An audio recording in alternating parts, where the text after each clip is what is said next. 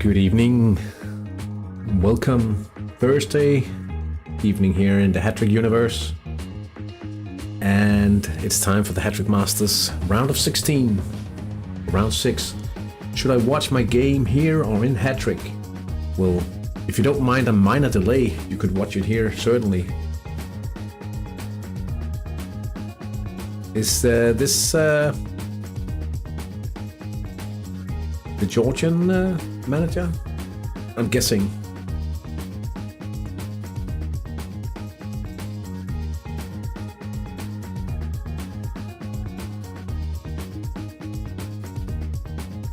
But I could be wrong.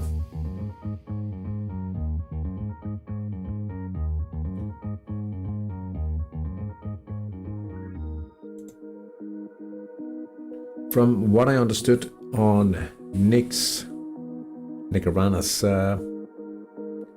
analysis, the top 4 teams being Salis Plavici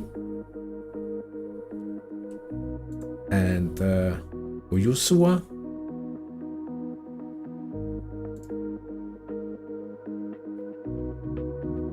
You Can't Beat Me from Mexico, and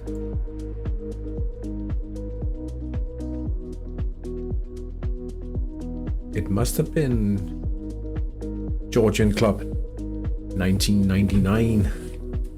Those 4 teams of all the 16 remaining teams are, with their combined chance to win the Masters, accounting for half the chance.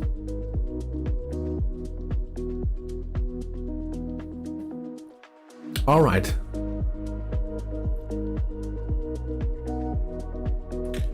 I think I might actually have to pull up another window with the analysis here to lean on that.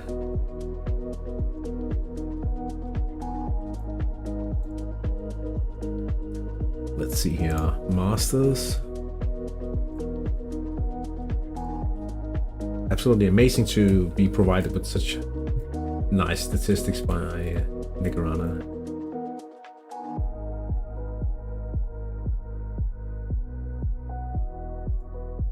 Yeah, looking at things, you come in at 3rd, but those percentages might not mean a thing at all when it comes to the match engine.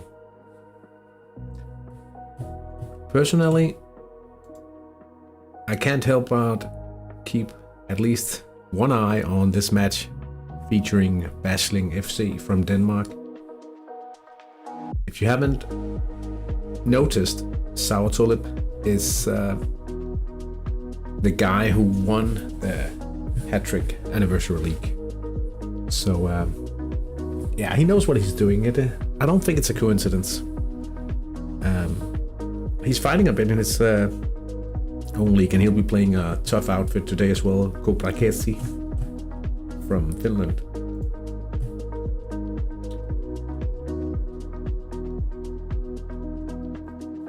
I think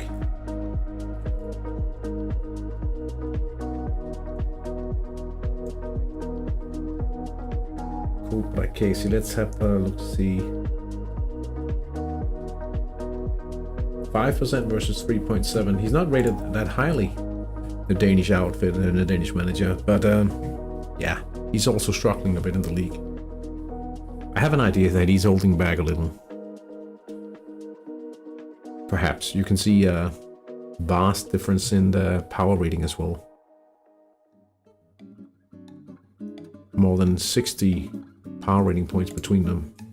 But it's a long shots team from Finland. Very high power rating also from Salis Plavici. Both these teams, great power ratings. What's the chance for FK Osas? Quite high actually, 6.3. I think in a lot of scenarios, especially with 16 teams left, you would be happy with that sort of percentages.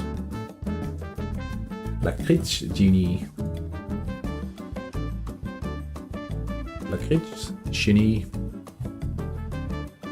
4.4%. Yeah. It's hard to say with all the match of the season gimmicky things. Perhaps a team throwing the whole arsenal, including the kitchen sink, in order to get an extra match, versus a team trying to go all the way, holding back a little in order to preserve team spirit, most likely. Terracini, they are in the third tier.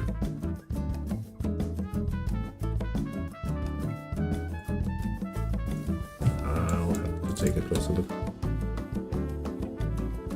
They won the Coppa Italia last season.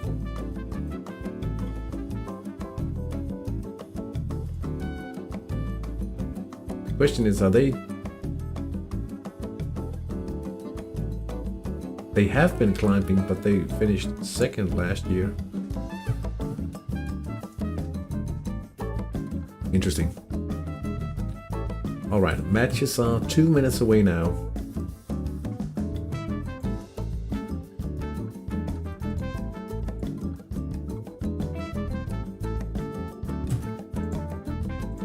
Obviously, we know who Georgie is rooting for. But which team are the rest of you guys rooting for tonight?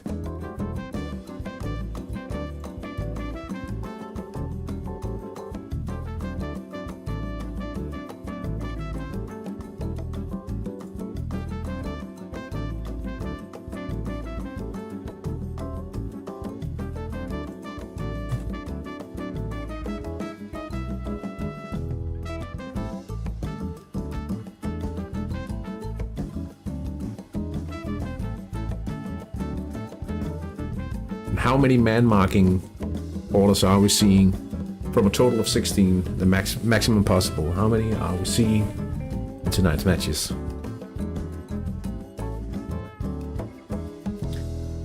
I'll be guessing 8. Half.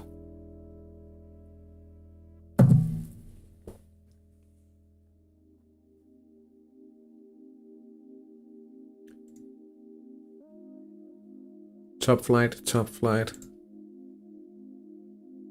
3 out of 4.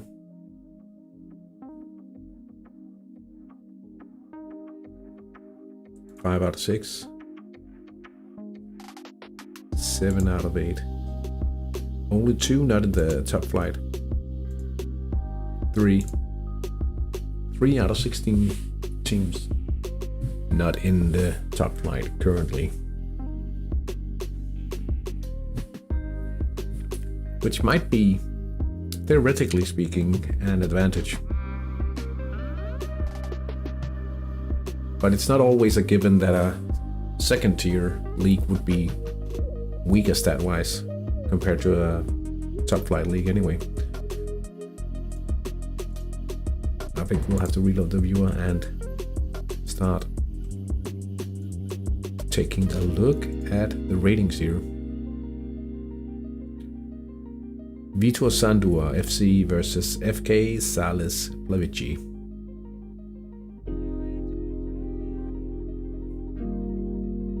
Nothing from the simulator yet. But before any man marking, it looks like an advantage for Vitor Sandua here. A minor advantage at the moment. 298 expected goals, 252. Moving on to Uyusua. Let's see here. Better attacking sectors. Losing the midfield. A single sub-level here. They are favored. Lakritz and Georgian Club 1991. Slight home advantage here.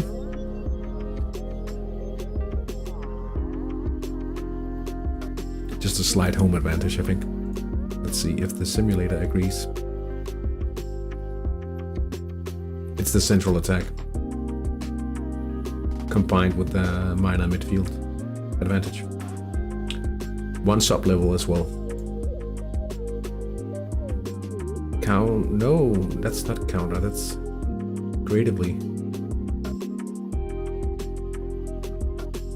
Oh, there's quite a big midfield advantage here. More than 2 whole levels.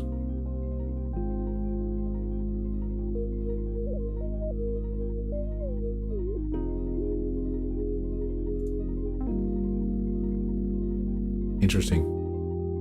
This should be quite close. Terracini versus Poneloya Playeros.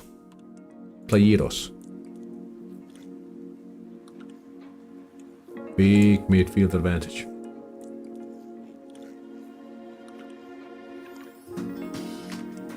Quite clear home field advantage here. Taiwan Celtic versus Panik Sayan de Bagras. Nada.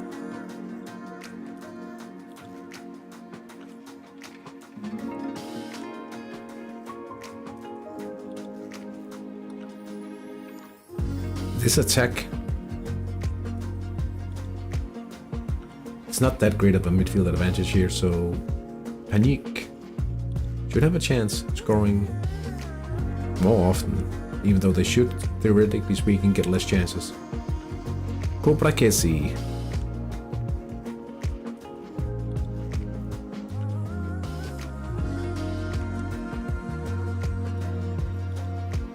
Attack in the middle. All out attack here. Wow. Wow, this is the high scoring match of the evening so far. 2 defensive players. Gilberto Castro, Gerd Hobel. 1 minute instruction here. That's a double man mark, I think. Oh, what happened to the field? Nolan Chen. 1 minute, first minute instruction. Probably a man marking on.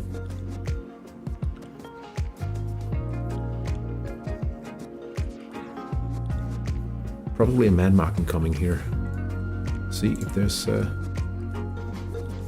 Lakritz. Left attack. Oh, unlucky for Lakritz. That's the worst ratings. Why do people do those immediate instructions? Because if you want an instruction on a man marking player, you can't. You can't. But if you set it in the first minute, it'll activate, and if the man marking doesn't happen because the player isn't on the field, he'll keep his instruction rather than losing it.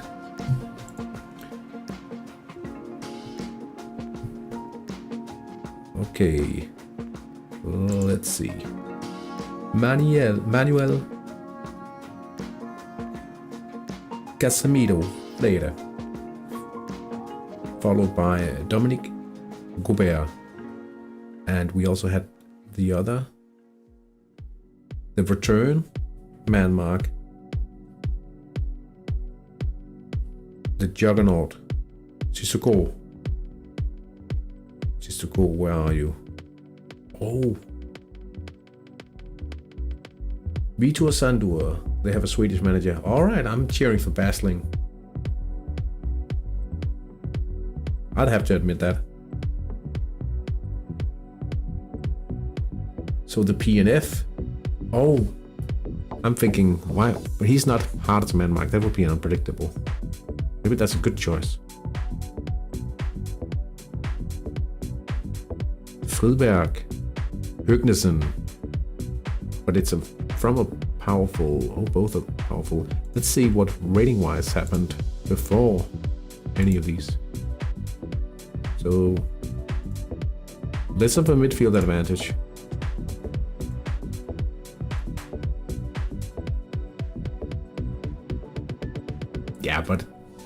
makes sense to see Corinthians, Mozambique leading after the man marking scenario. Double man mark. Intisal. Escroceria. Quick forward.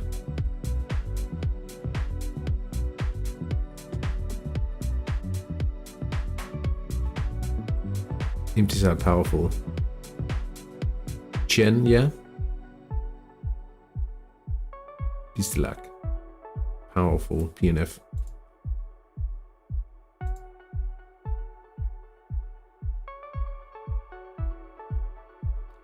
Is this a counter? Divine counter. Yeah, it's trying to be countering down the wings. It looks like a one-sided counter. It isn't.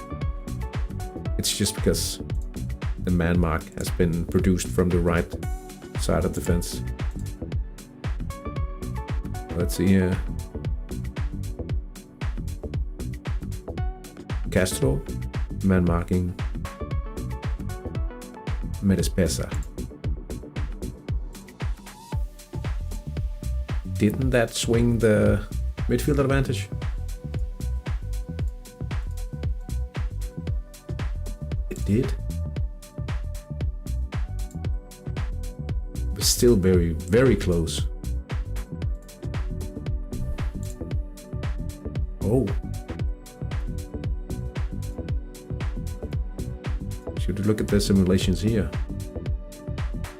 Wow. Looking at the expected goals, it's a good man mark from Sauer Talib and Basling. Let's see, Vince van de Kraats. With a chance here from Panic Cyan de Bagras.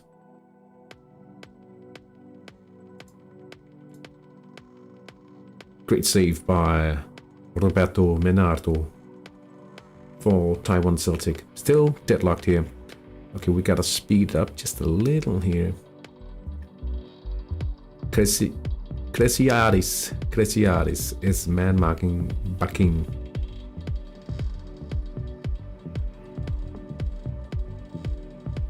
And the other way around. Corti on the central midfield, man marked by Sami Shleyev. Let's see. That's the current. Less of a midfield advantage, really. Bit better central attack sector for Taiwan Celtic. They're still trailing by almost a full expected goal. Home field doesn't matter in the Masters because it should be neutral ground all the way, right? This is in Tunisia, this ground, and Taiwan Celtic is from Taiwan. Yeah. All right. Any one man mark here? Quack man marking Qinghai.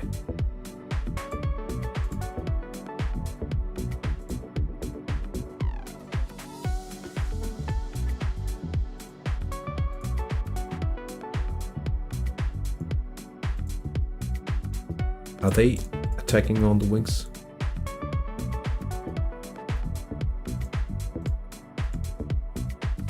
That could be interesting. Like a better chance on the wings, but who knows if they'll get any chances in that sector. They are trailing in the midfield battle. Plavecci, man marking. Eduard Lapins. Where is he even? Oh, that's the right back here, of course. Vilgerson. Oh, yeah, okay. I was thinking, why would you man mark an unpredictable inner midfielder? But there's basically not really any other choice but to do so. What does it mean for the ratings, though? Less of a midfield advantage. But they do open up in attack naturally. A little. Might be more even now. Might be more even. Double man mark here. I think we'll just check it up here. Chili Morph. Chili Morph is man marking Celis on the midfield. And the other way it goes. Gucci.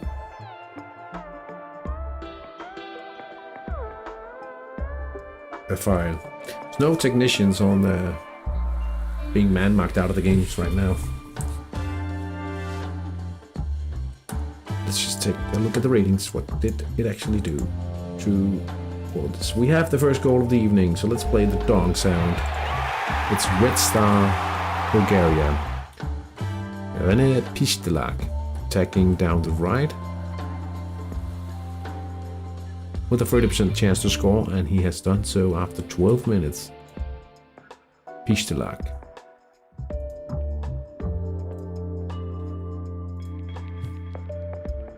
Not really bothered by the man marking. At the moment, at least.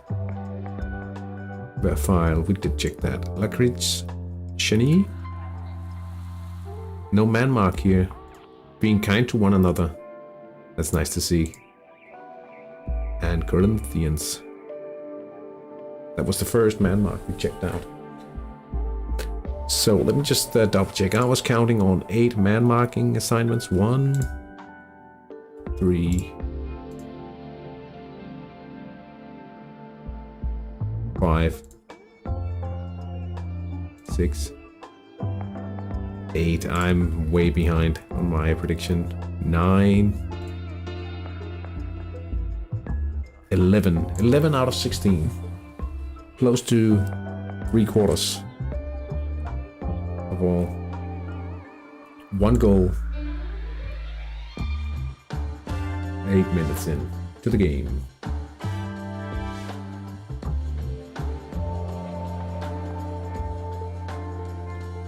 -14 minutes, I should rather say, and it was from 12 minutes.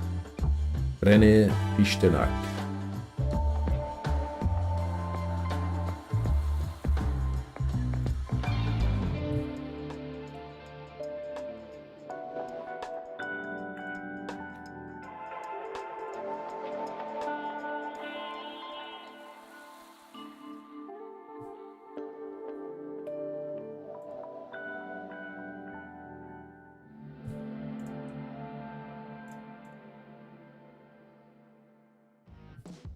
Chance for Basling in the left side.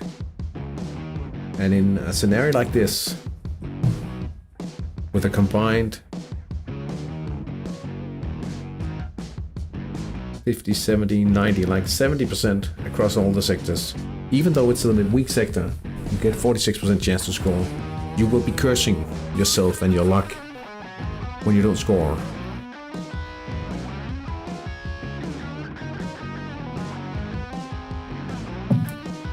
Rajab bin Khalid Al-Qatar. He's attacking towards the Basling goal now.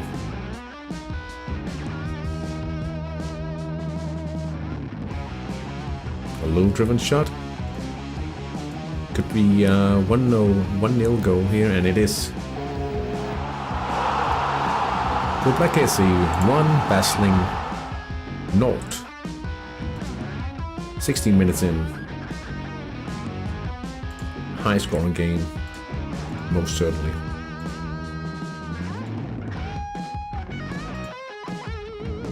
Quick event. Oh, it's quite a while ago actually. Kuchiel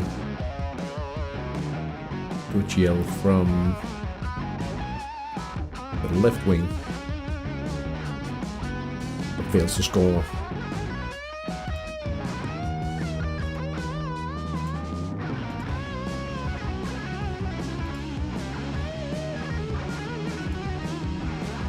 It's a quite attacking approach in this round 6. If I may say so.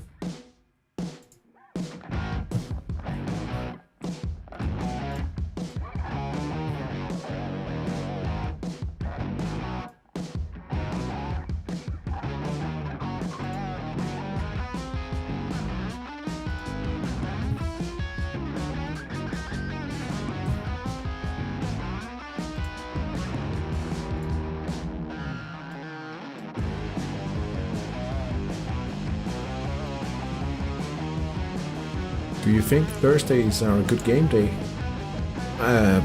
Well, actually, I'm not usually doing much on Thursdays, so I actually like this. I also like the Friday games, but the thing is, sometimes you have to go do stuff on Fridays, right? I won't be streaming tomorrow evening, for instance, because luckily for me, I'm going to a concert. I was thinking about training updates. Oh, that's true. There's actually...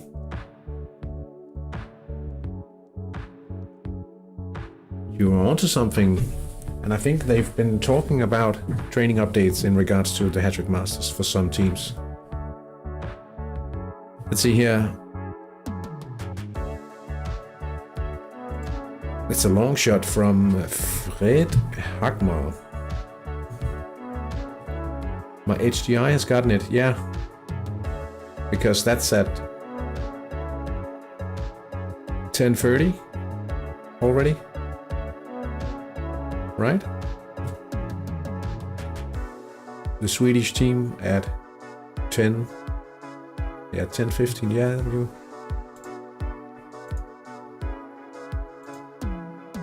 I always have 3 youth games running. The Danish team, the team in San Marino, and the secondary Danish team. They all play in the same youth league, so they play at the same time.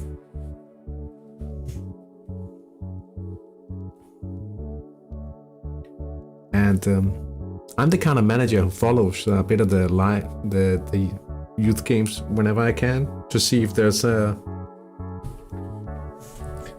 like a special event, like a reveal. Gosh.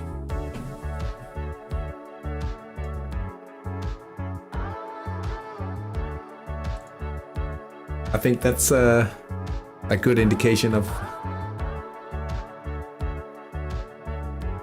Oh, but the thing is, like, there could be a special event that hasn't been reported, or like an unpredictable own goal or something, and then you know it before the trainer will even say it. Uyusua 1, FK Osas 1, Sergio Chiurea, butchering the names as usual. Right attack 53%.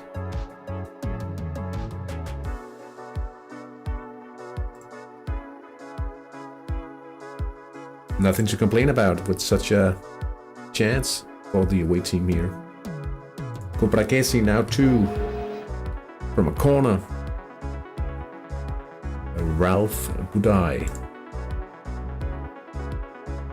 left winger from Germany. 34, 31. That's just how big of a Hattrick nerd I am, really.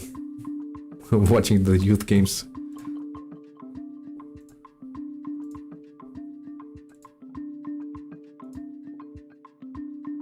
Nestor Kapal.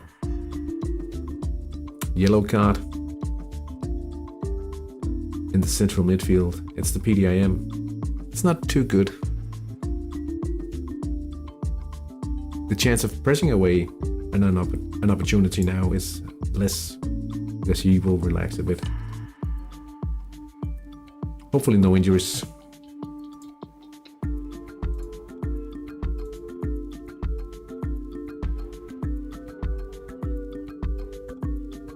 Do you have any Zanottis or Ostrups in your youth teams now? I have a guy that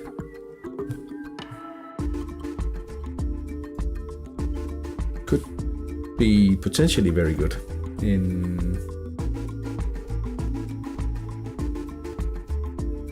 The thing is, he's perfect for the European Championships. Yeah, it's always nice. And I have another guy, like you probably know, but I did gamble on two 16-year-olds and got one that was 16 and 3 days, and then I got one that was 16 and 7 days. And one of them might be interesting also. But it's pure profit because I am going away with the cycle, so choosing to train either of those, I mean, that would mean resetting the cycle. Really, I could, but I don't want to. Right? Now my PNF got to play 2 games in a row now. He's not a mother club player though, or homegrown. Let's see, something's happening. Kyrgyzstan.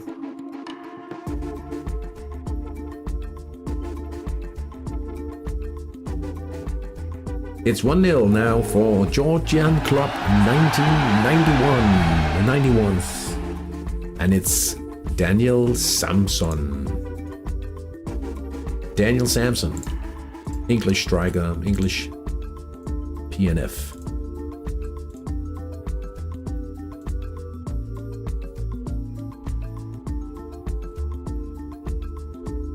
But it certainly feels like this whole Zanotti thing, with him being part of being the most important player in the cycle, and also now getting to play for the under 21s, it really, like, it raises the enjoyment of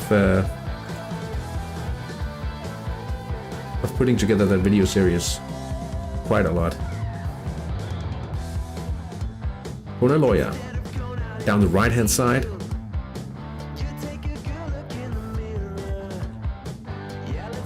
Gaithan Duishtshaver. Good chance, 50%. Coin flip for a goal here. But Hagland, Sigurd Hagland, Norwegian keeper, keeps the game deadlocked.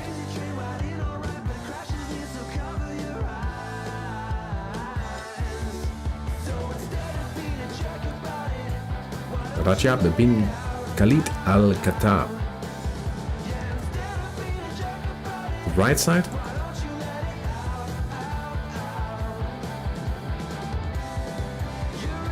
And now it's 3-0. It's worse for Besling here. Koprakesi.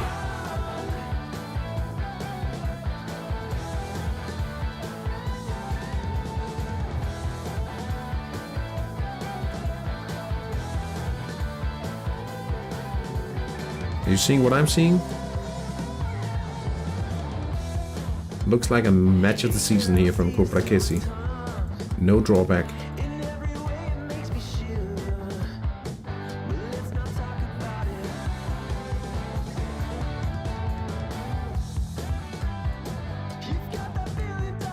Yeah, they keep at it. Was talking about that scenario where, like, if you imagine like the 100% team, like in reference and strength, and then you have, like, let's say a 93% team.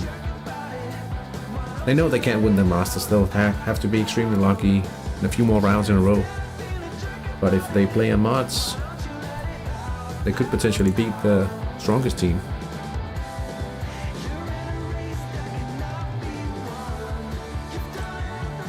Penalty.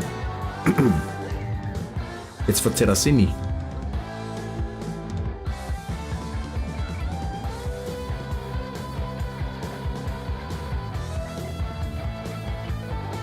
Did he already miss? Oh, he missed the penalty. No worries for Playeros. Halfway through first half here. We have the deadlock broken in half of the games.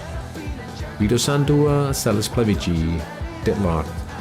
1-0 for Uyusua against FK Osas. Then we have Georgian Club 1991 leading 1-0 away against Lakric Chini. Deadlocked 0-0. Corinthians, Mozambique and You Can Beat Me. And then Terracini FC and Bonoloya Playeros 0-0. The same goes for Taiwan Celtic and Panik Sayende Bakras. Cobrakesi leads 3-0 already, scoring on every chance so far in a match of the season against Basling FC. And then we have Red Star Bulgaria leading 1-0 against La Castellana. Corner now for Cobrakesi. Corner to head even.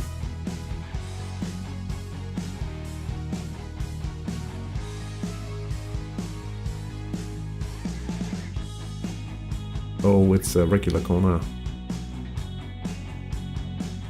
And it's 4-0 for the home side. And we are only 28 minutes into the game. Uyusua makes it 2-0. A left attack. Rodrigo Duarte Mendes. Solid attack sector as well. Magical attack. Look at that. Divine. +1 almost. An injury for Tanu Leitonen.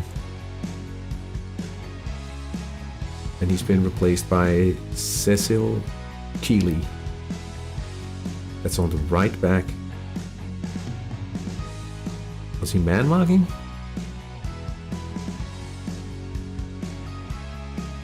No. That could have been double trouble.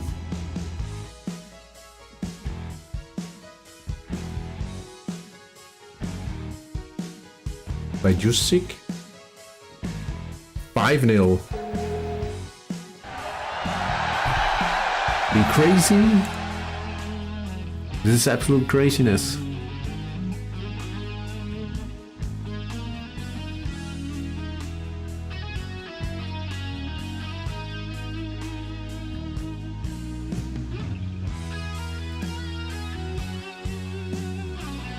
Vitor Sandur attacking now. Fine run down the inside. Norberto Solano.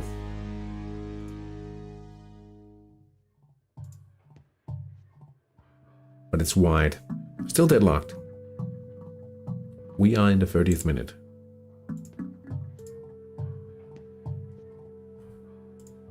Some of these matches definitely won't end deadlocked in the regular playing time. We have an injury as well for Taiwan Celtic. Lev Cisco has left the field and he's been replaced by Abdullah Abbas Sharakran in the central midfield.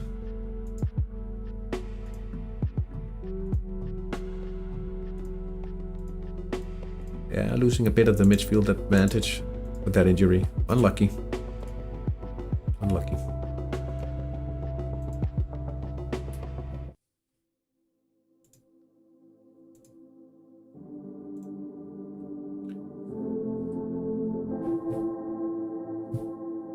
So question for you guys, would you rather win the Masters or World Cup trophy managing your national team in Hattrick?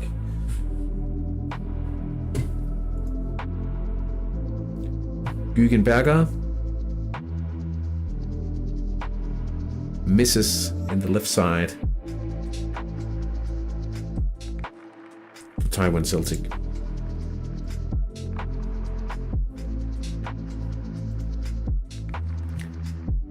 Fredrik Hederet Wikström.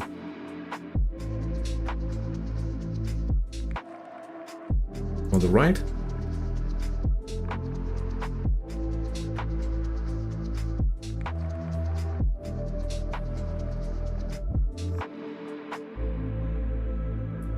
Waiting here in anticipation. You do that sometimes. What's happening? You Can't Beat Me takes the lead. Quick event. Masaya Juggernaut Sissiko. And he's been assisted by Sekerica Semba. Looks like he is reacting immediately. Mozambique coach. No nonsense here. No nonsense here in the Masters. Panic Sayende 1-0. Daniel Isarian. Central attack.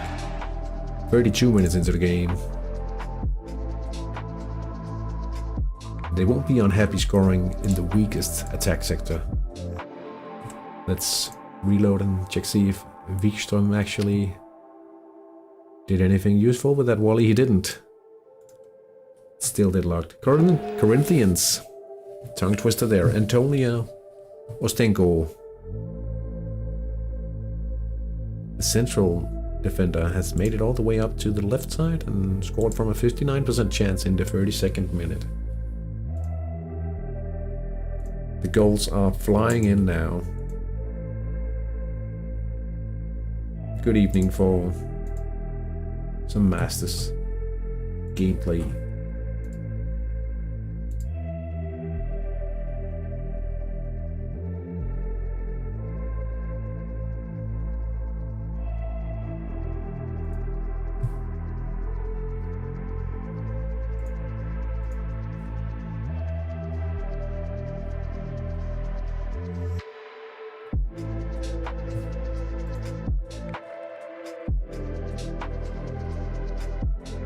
Osas are trying to fight back here. Down the left. Probably not where they really want this attack, but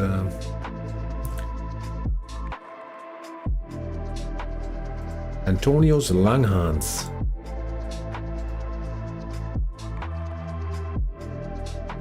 No goal here.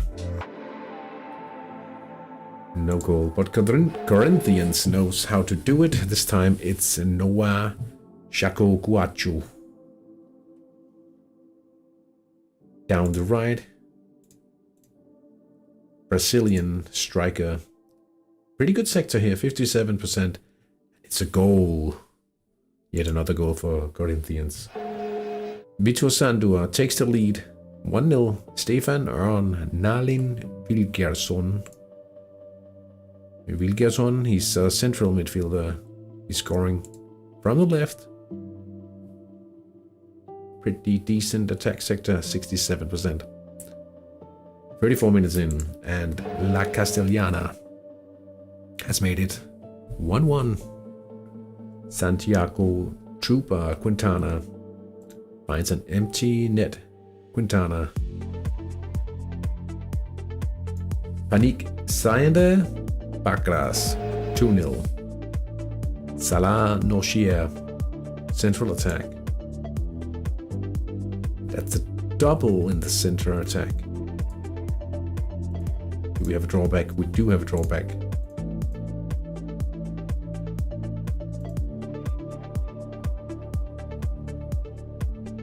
We only have one match left to break the deadlock in.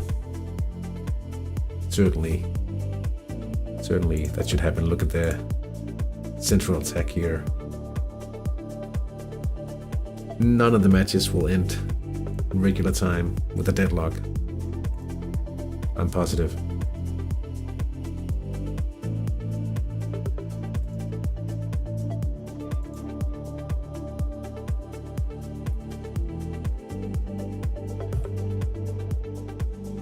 Yusuke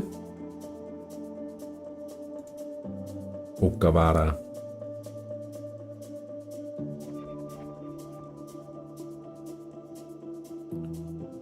I think he has made a diagonal run and is now on the right side of the field here.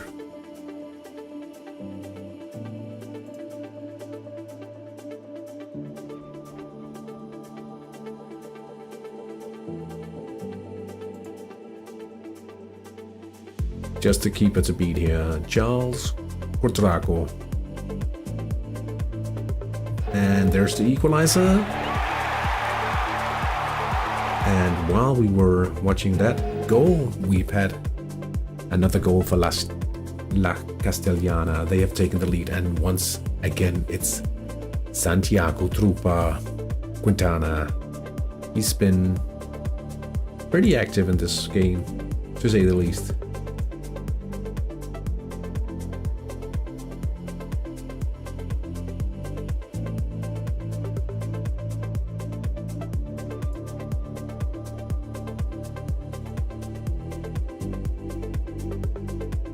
Oh.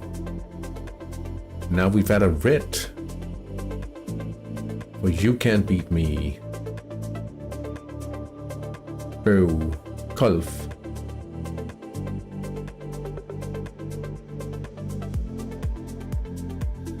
He slaps an opponent.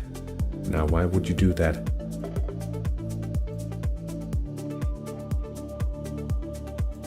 He's fiery. Corinthians Mozambique attack now and makes it 3-1. Fulberg, Vaug Høgnesen. Instant punishment directly after the red card, and they score at an instant.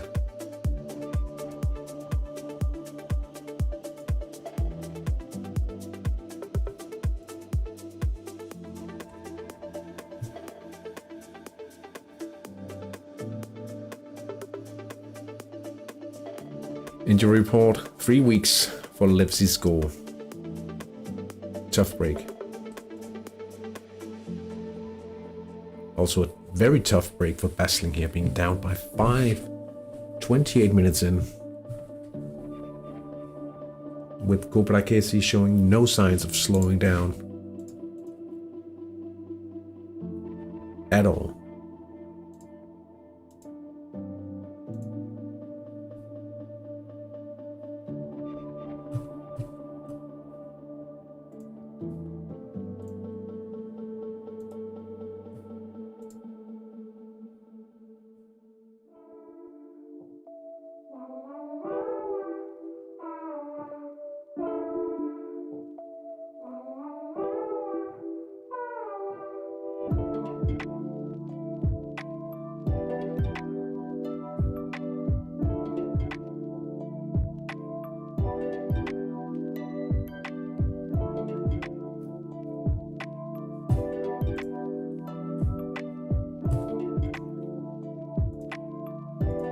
See if we have any chances.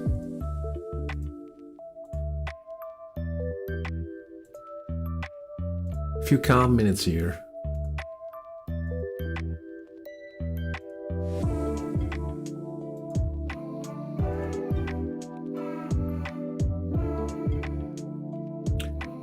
Here we go. Ireneos Vlasiadis. Attacking down the right wing. Not the best sector, but 19%.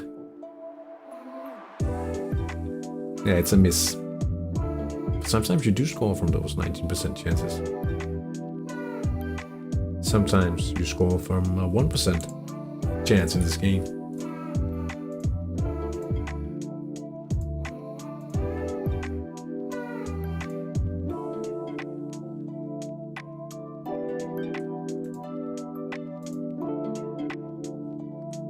Having the HD guts on your side is always a good thing here.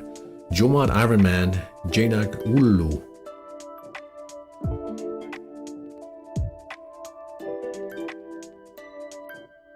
Where is he attacking from?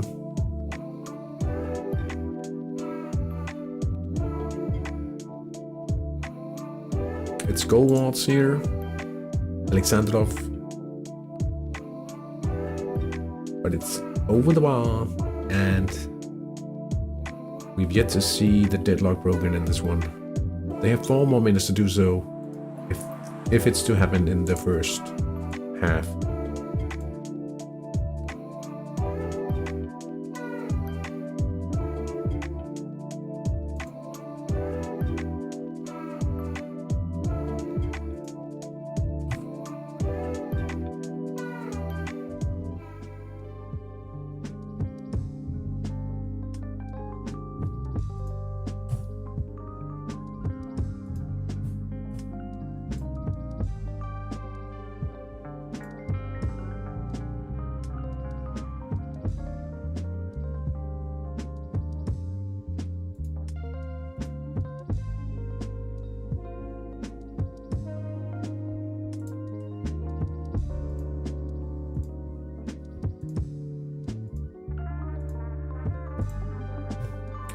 Let's see if there's any goals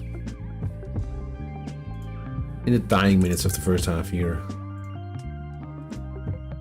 Would be absolutely lovely to see a few more. At least a deadlock in this one. Terracini versus the Playeros.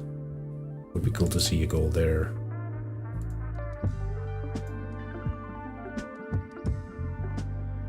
Just so we could say, so we could claim that deadlock was broken in the first half of all of the matches.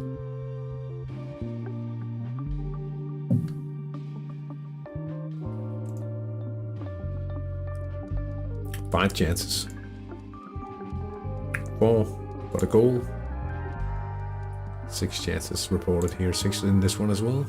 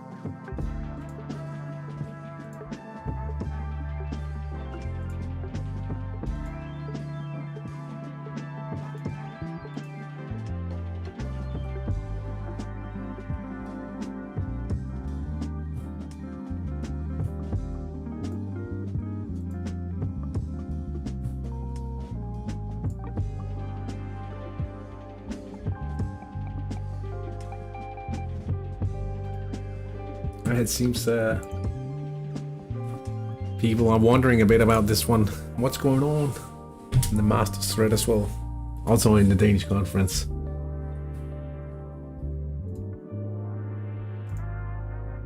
Pretty crazy here. 5 for 5 in that one. Unlucky for the Danish outfit. Quite lucky for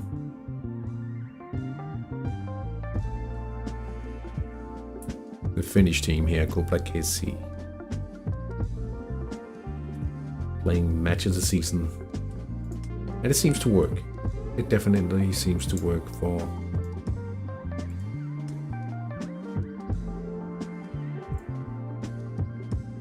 KC to this.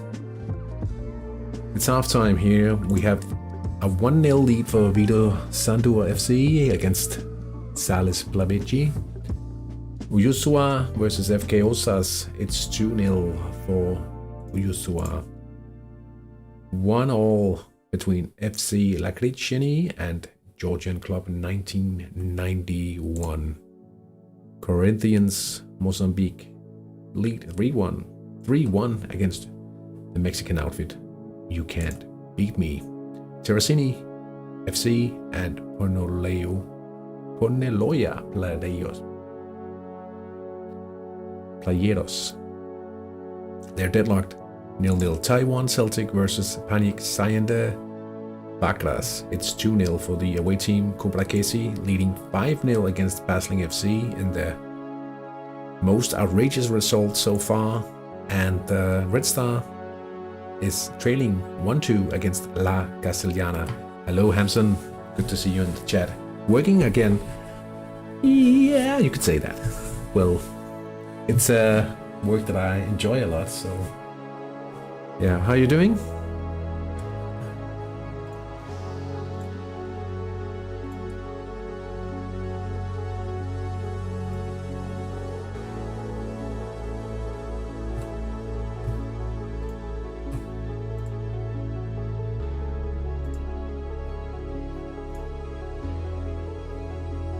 Are you cheering for one of the teams in the Masters? Stressed? Oh, I'm sorry to hear.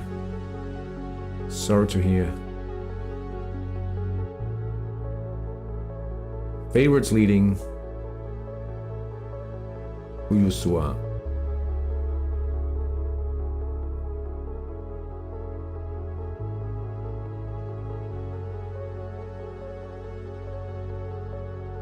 To sell or train further. What are you training at the moment?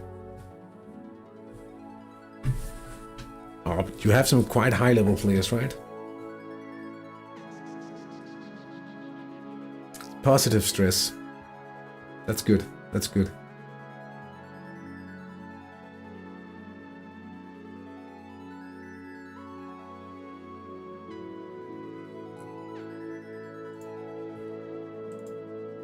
Well, according to the statistics, and that wingers pop today to 15. Titanic, oh. But that's with side skills, right? Thinking about the age of your team.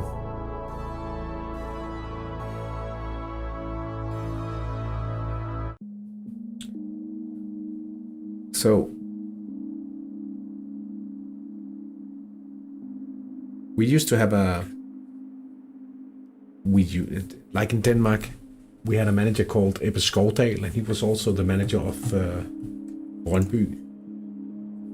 Brøndby, when they were very good in the mid-90s. Side skills, 6-5-5.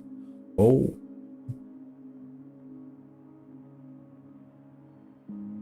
So they are, what, 20? Approaching 20 years old, right?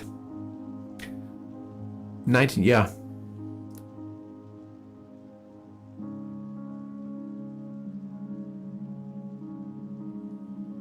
Hey, I'm Alf, the You Can't Beat Me manager. The red card was a shame, but his team was in better form for this game and he decided to go mods for this game. I think so, it's a fair result. GG.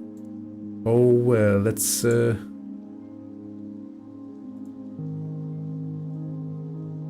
look at the...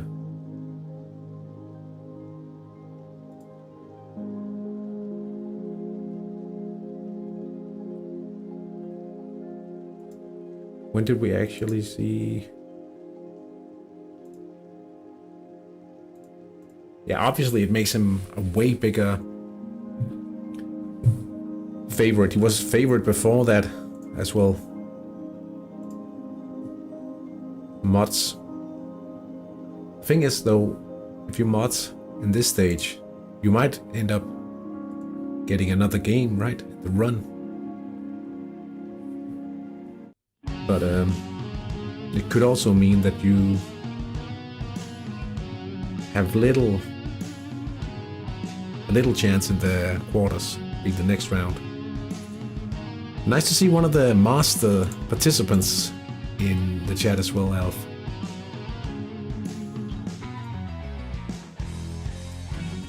That's very cool. How are you looking to qualify for next season's Master? You are leading the Primera División. Looking all right, quite comfortable.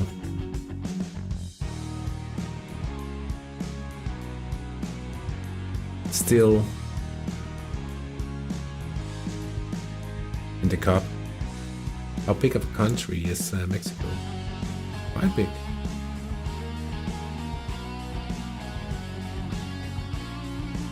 $11 rounds. Okay, okay.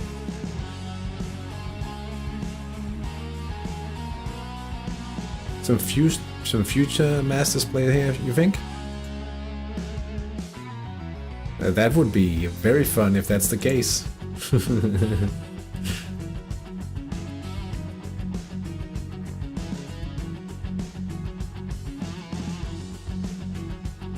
But probably we're returning to your wingers, I think.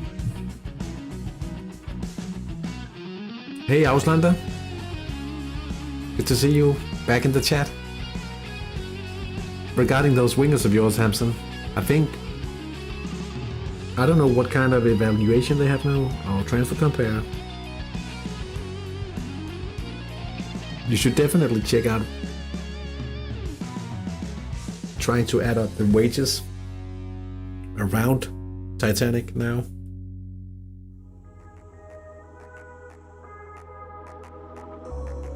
Oh. Really? I think I had that kind of evaluation. Nah, a little lower. But at Supernatural even. But that was a different market. I think I should probably go for Why do I always forget the 16th denomination? For some reason, it always eludes me. It is extraterrestrial.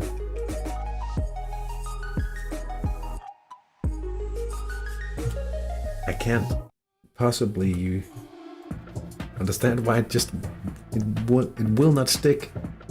Mythical, magical, utopian, divine, supernatural, world class, outstanding, brilliant. No, outstanding. That's 10. Magnificent, 12. Excellent, solid. Passable, inadequate. Weak. Poor. Wretched, disastrous, non-existent. Extraterrestrial, why can't I?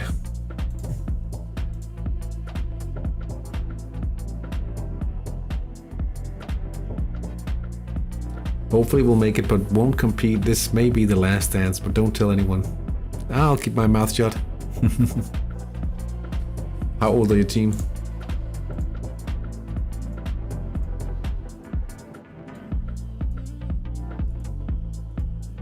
Yeah, I can definitely see why it might be a struggle with a few of the players anyway.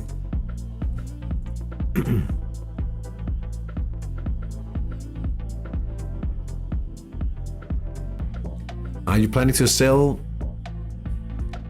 to just get a little bit of value out of the players, or are you burning it to the ground?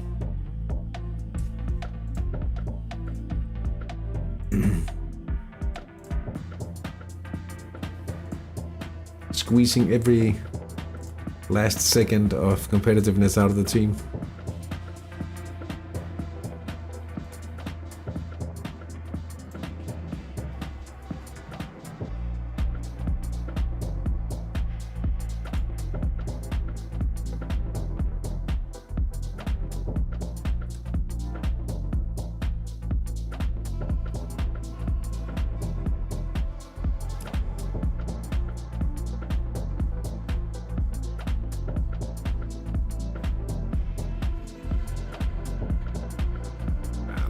One could say you've had a pretty good return of the efforts this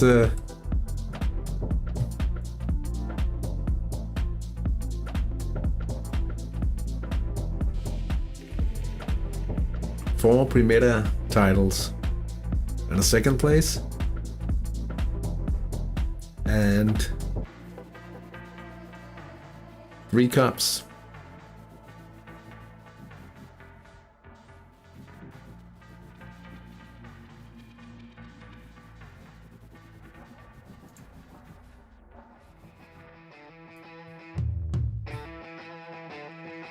I mean, I could show you my price shelf.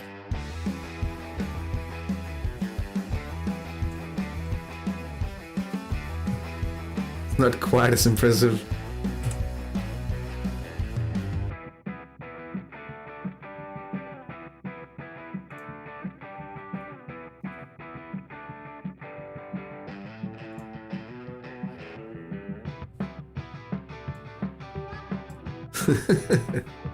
Right, so this is my team.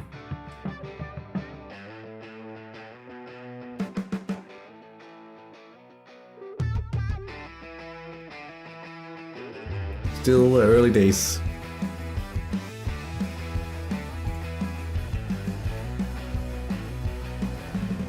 From this time around.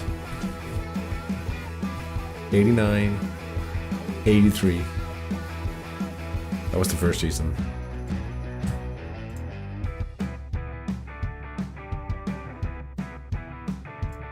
Just a few minutes away. Let's just get something to drink. I'll be right back, and we will be here with the second half.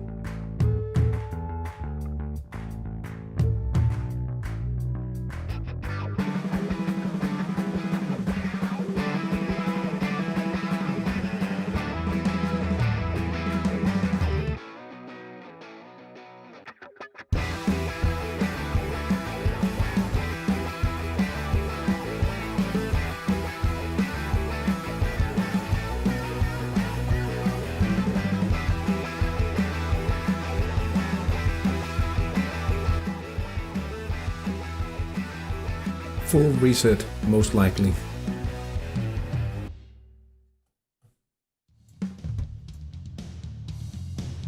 So right now, for my teams, I have a team in Denmark and a team in San Marino, which are in cycle pretty much at the same time, really. The players are 21 years old now. Currently enjoying some youth under 21 national team matches for the cornerstone player of the San Marino build. And the best player in Denmark actually got a few caps as well. The problem is, he is to become a PDIM, and it's a little hard putting together a worthy PDIM at under 21's level. I've realized.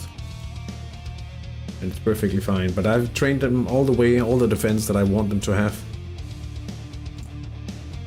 My inner midfielders, and that means he's not good enough as a central defender, really.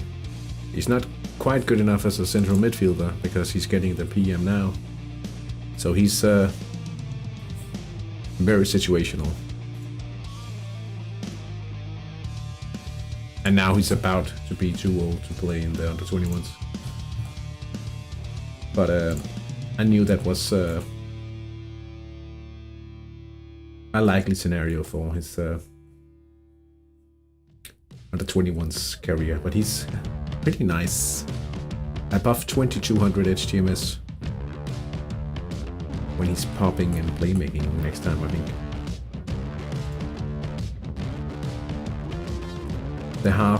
The second half is underway now.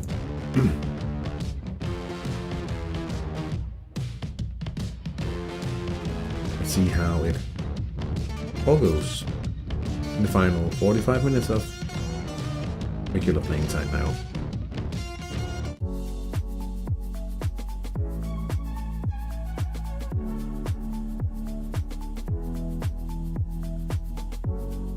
Let's see if there's anyone making adjustments here in the first minute of the second half.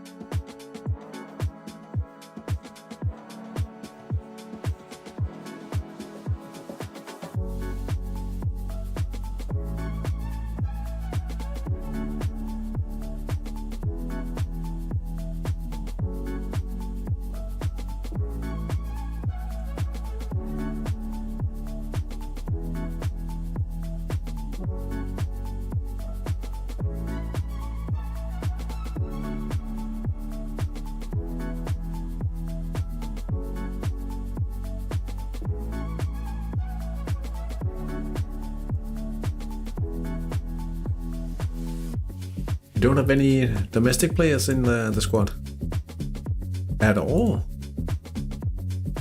That seems expensive.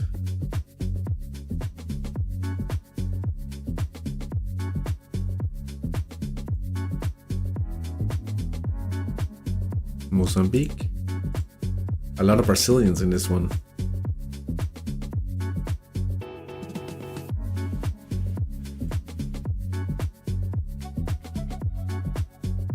Would be cool if you could. Oh, these are homegrown players. Okay.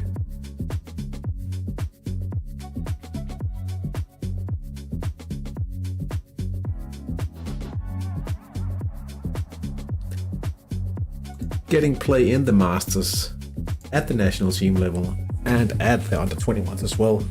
That's a pretty good way of gaining some experience, I should say.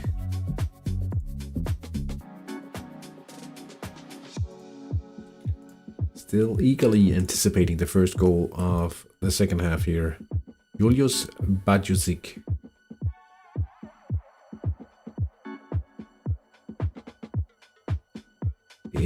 Is it another one for Cobra Kessi?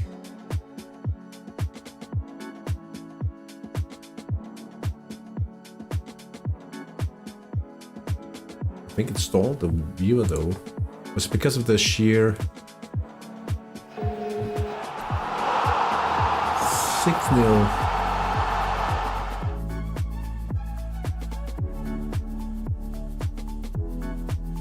Six for 6.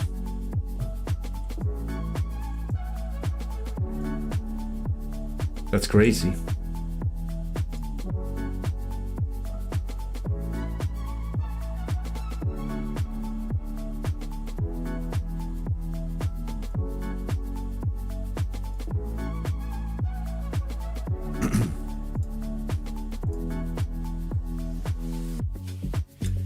Crazy moments here. Counterattack down the middle. Yeah. Pretty tough. Wait a second. Battling with the pressing. I have to see something. Cobra Kessi.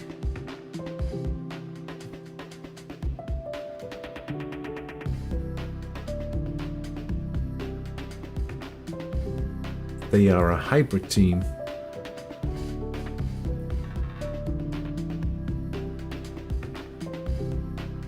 What?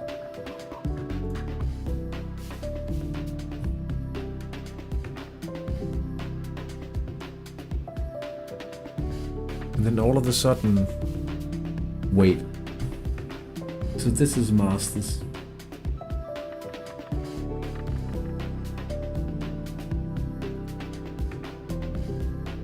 Long shots? Do they ever?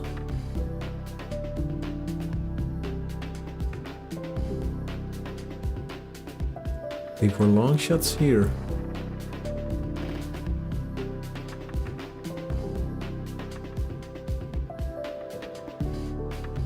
What? I mean...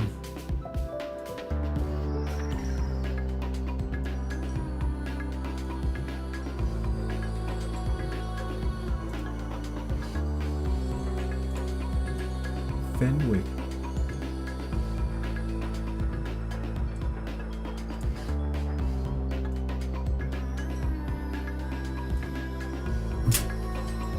That's pretty smart. I mean, he's just assuming that Basling will go all out attack and play the pressing formation, and then he doesn't. It's not like he has to mount a insane attack, right? These sectors, Titanic, magnificent. But he has such good scoring conversion rates there.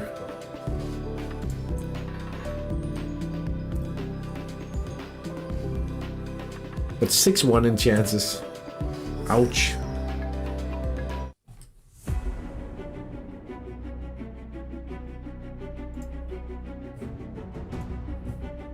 Uyusua, 3-0 now, and it's Victorio Tapin with the header.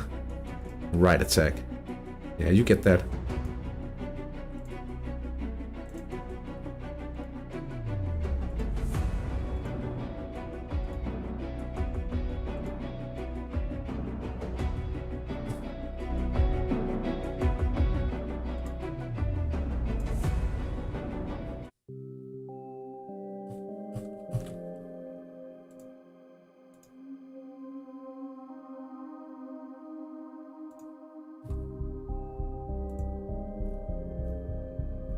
Got to go have fun. Thank you for stopping by, Hamson. Always nice to see you in the chat. One of the OGs in the channel.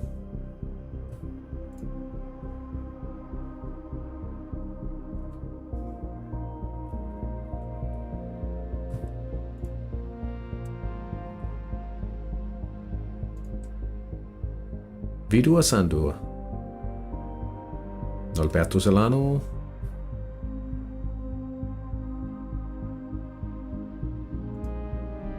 Easy shot to save for Ryan Waterworth in goal for Plavici. Still 1-0. Still nothing to report here between Terracini, Jari Liedman and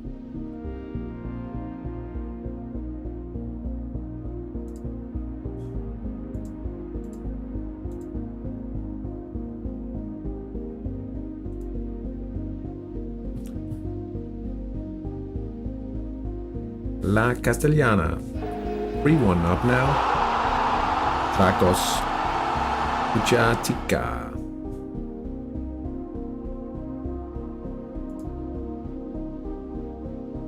From the left. 26% chance. Now the drawback. We're down to 21% chance to score in that left attack sector.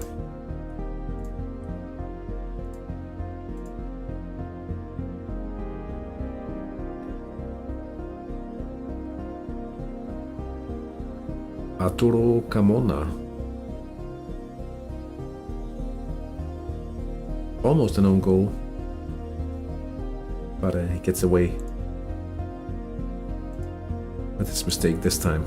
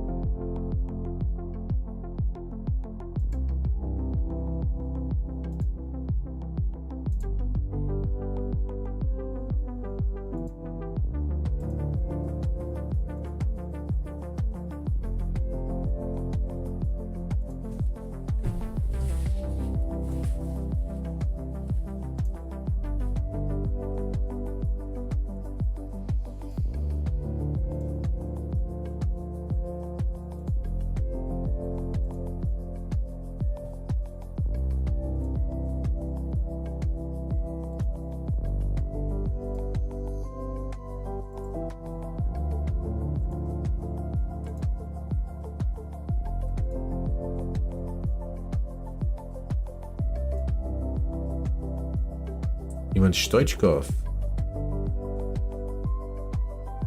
has entered the field for Red Star.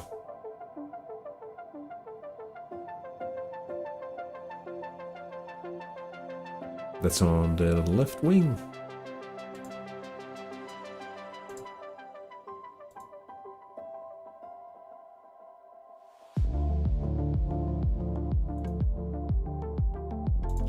Osas claw one back and it's now 3-1. Antonio's Langhans. Central attack. 60% chance of converting and trailing now by 2. FK Osas.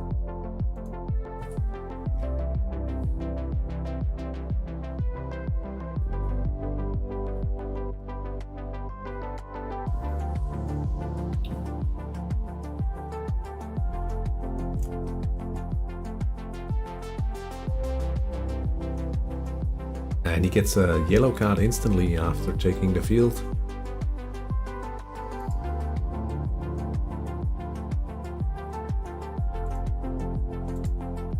Almost passing the 1 hour mark here.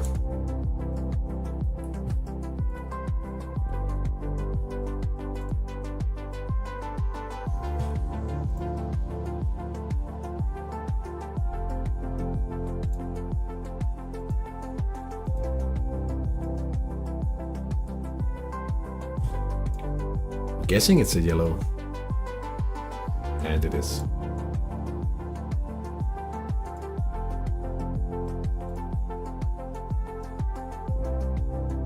Corinthians. Noah. Jacucuacho. 4-1 for Corinthians now. It's that troublesome sector for you can beat me after the red card.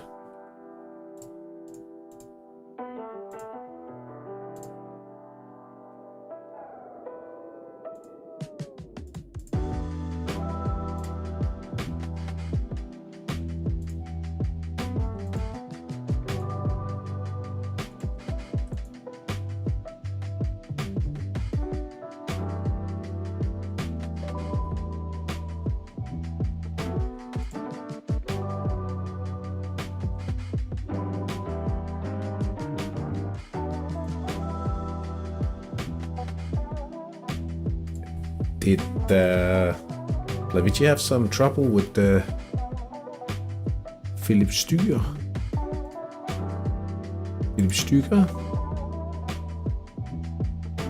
Sama Salame takes the field in place of Raul Santandreu.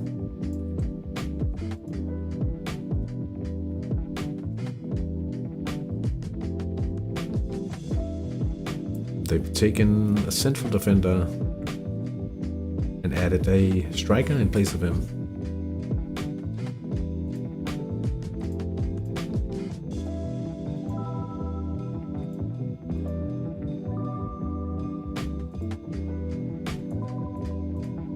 I don't think they actually did anything, these two.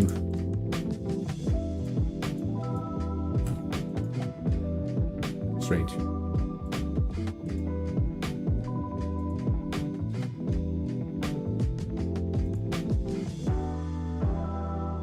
Long shot from Sergio Busquets. Easy to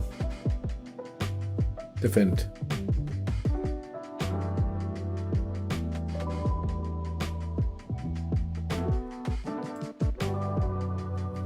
Basling gets one back. Trajano Rodriguez from the left. Now a few changes here. Mehdi Adami.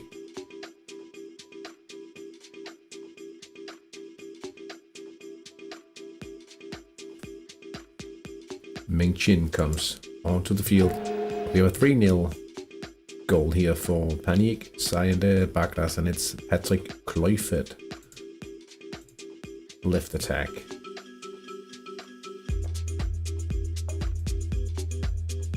Andrew Dalkin has left the field, and he's replaced by Gabriel Gostiuc on the central midfield. And I think they've changed the set pieces taker from this menu as well. Yeah.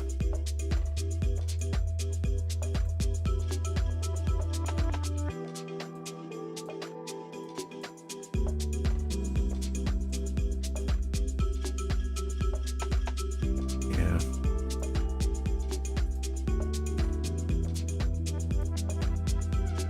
Still one game deadlocked. I'm not convinced it's going to stay that way though.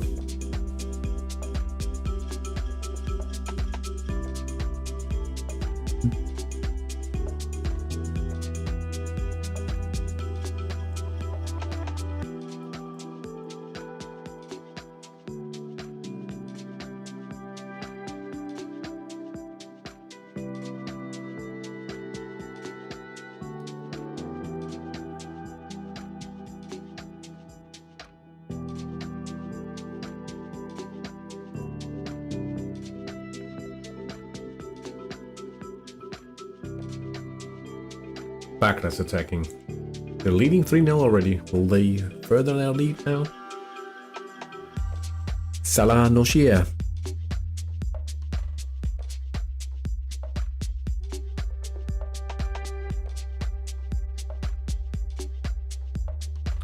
He misses the target this time around, still 3-0.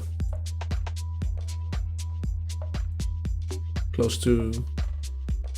maybe not. Approaching halfway stage of the second half here.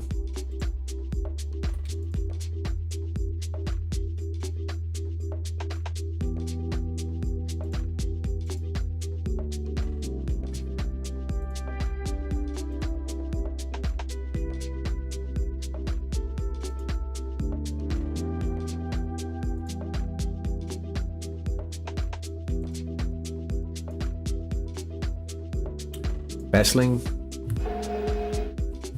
gets another one here. Ricardo Dielli. Right attack. So we've had 9 chances in this one and 8 goals. That's pretty good. It's going to be a crazy way back in this. But they are with the midfield advantage. Naturally, you'd think they will get more chances because Cobra Kessie has already had 6 of them, right? Who's Inter Calvajero playing? They're not playing today. They're not in the Masters. Yet. Good to see you, family dinner. Hope you're doing well. One day. 65 minutes into the matches now.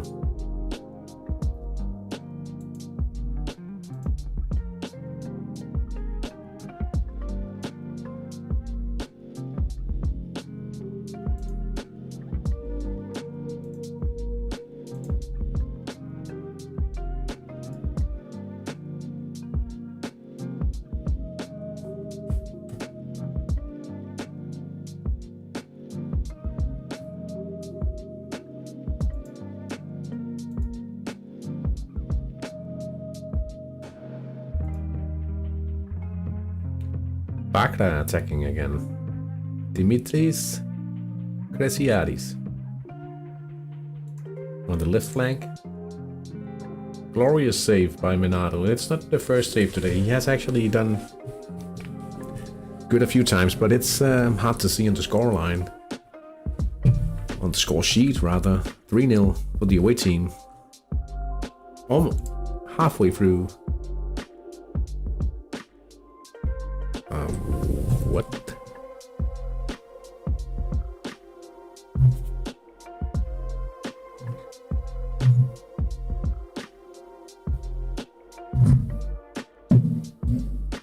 Peculiar. Well, one day we will be in the Masters. Oh, here's the man mark.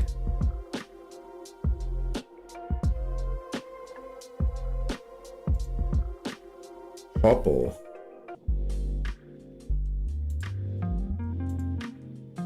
Look at these attack ratings though. Fire sale going on in both ends.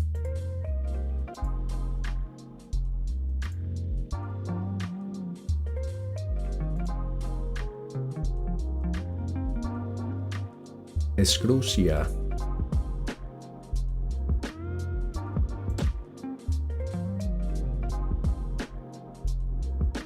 Quick event here.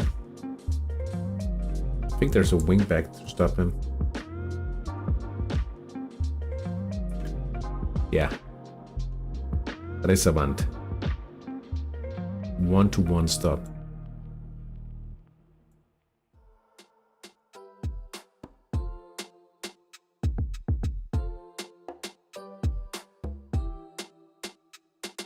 Abdul Fattah Kalo.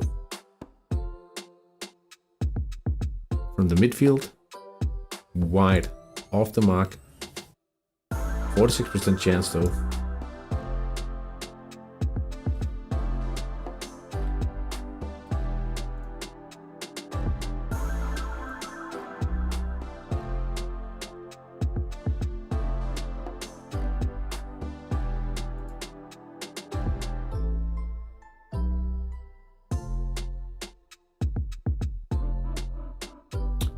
Sorry, just got back. Your team ain't too shabby. You just need more time. Oh, yeah, definitely. I mean, I have a plan from the cradle to the grave. So, right now, I have the 3 homegrown, the core players, and then I have the half-baked players. And now it's just about building them nicely and turning a profit until they get old enough to find some nice playmate, what do you call it? Players, some nice friends to play along with in the team.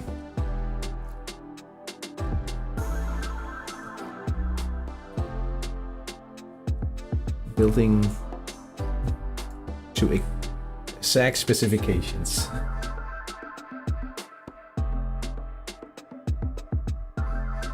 And yeah, 3 pretty good homegrown players in Denmark, all with specs. In San Marino I wasn't quite as lucky, but they had good start stats. So I thought, why not just go ahead and start it off.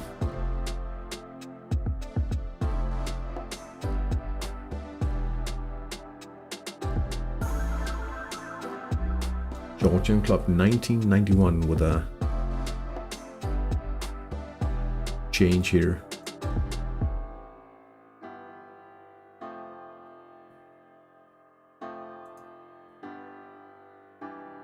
Hudagov.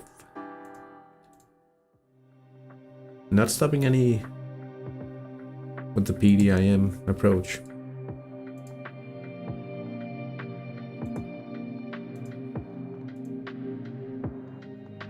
He's normal. Nestor Kapal here is played defensively. Hügenberger.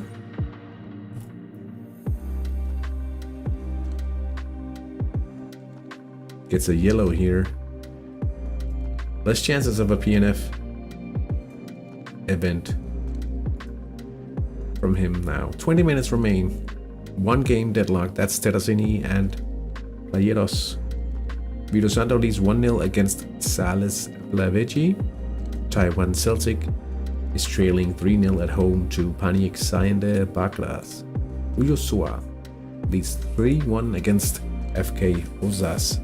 And we have Kobarakesi doubling those figures, leading 6-2 against Basling FC. Outrageous scoreline. 9 chances and only 1 missed opportunity in that one. Red Star Bulgaria are playing against La Castellana. They're trailing 1-3. La Klitschini and Georgian Club 1991.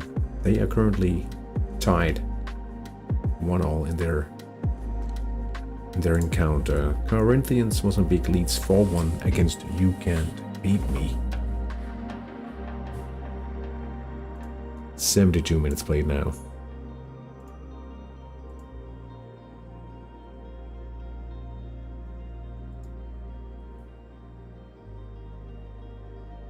Looks like Kobarakesi is turning the dial down just a little bit here. I wonder if we get to see some crazy finale here in this one. For 72 minutes, I've been quite certain that we wouldn't get to see the deadlock unbroken in regular playing time in this one, but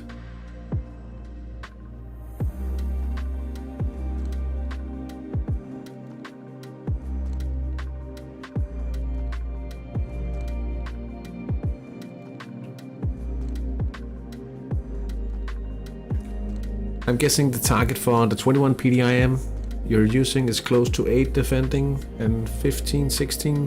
Do you mean playmaking there? 8 defending?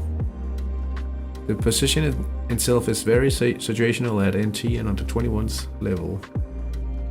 Always useful, but probably won't play every game they're available for. Nah, he's not at all built that way. He is he's 14 defending and 2, I think he's 2 trainings away from Titanic. And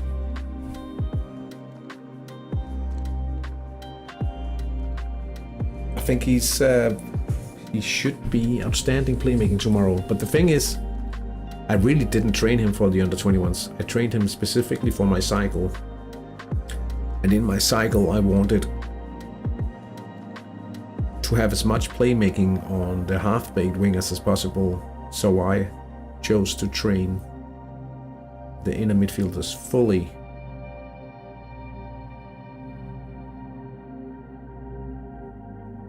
Meaning they'll have to be very multi-skilled, the inner midfielders with a lot of defense.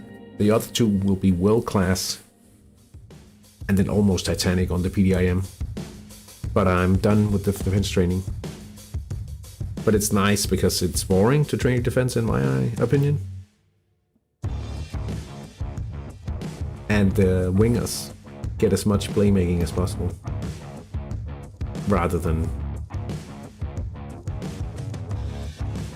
defending. And then more playmaking. I'd rather have a little extra playmaking on the wingers than having more defense on them, on those guys, and increasing the wages of the inner midfielders. I'd rather allocate that to defense and keep the wages just a little lower. Every little thing helps here.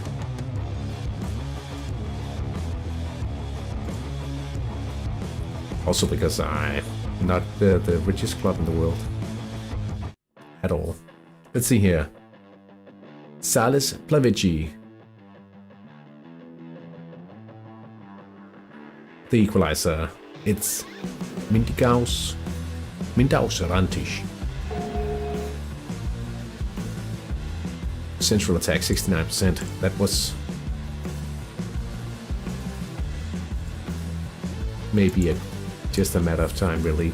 Panik Sayenda Bakras makes it 4-0 now. Luigi Corti attacking down the right. 75%. I think my team is going to end up having a bit too much playmaking and not enough scoring when they are 30. Not really sure what to do about it. I figured it's better to have too much midfield than not enough. I guess like if you remove the I figured. Whoa, wait a second here. Neshta Kabal, the PDIM gets a second. Question is it too late? 15 minutes to go. I mean, if you delete I figured and just keep in, it's better to have too much midfield than not enough. You pretty much have the slogan of Hattrick, right?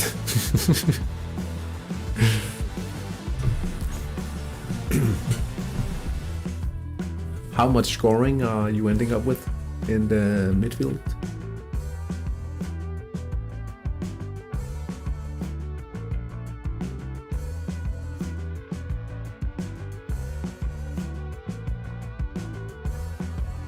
Still a couple of seasons away before I think of cycle training. I mean, I would say the general typical advice to at least save up 50 million euros before you start anything.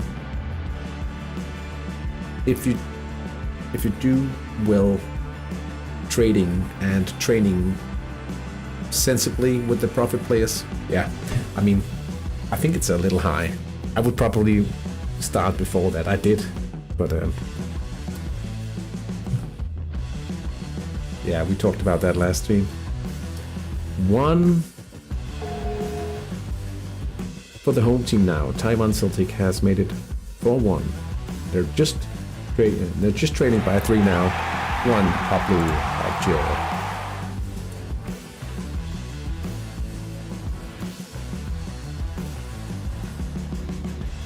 Oh, my midfield will be extraterrestrial, mythical. Oh, but what about the target, the levels of the players? Couldn't you sort that out with a different striker, perhaps?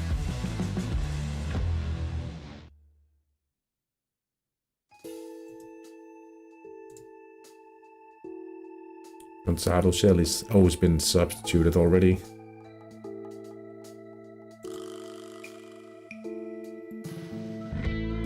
Hattrick, central midfielder.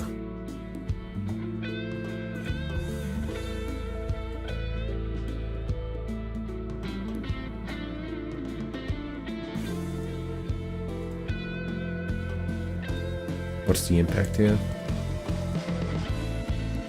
Okay.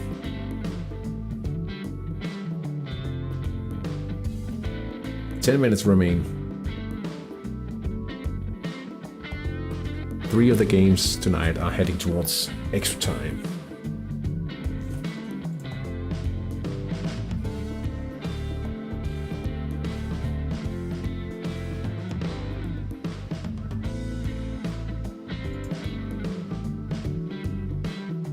Yellow for Bob Rentians.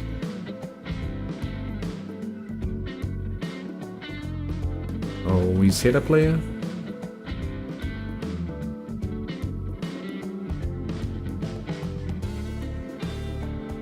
Nadiak? Oh, a substitution for likely Chani here.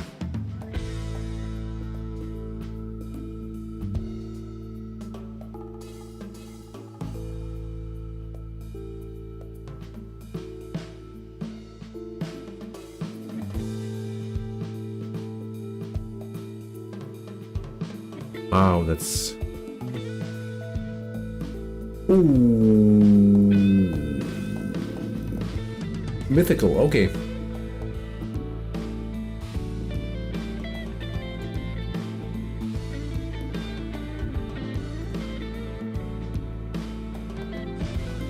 I have a defensive forward and a PNF, so they are super heavy in playmaking. Oh yeah. So you're training them as well, okay, yeah.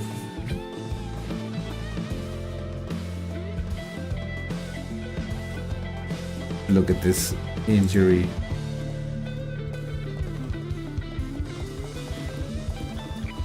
Do an extra season of passing? Yeah, that might be an option. I mean, that should also contribute from your central midfielders and your forwards, right?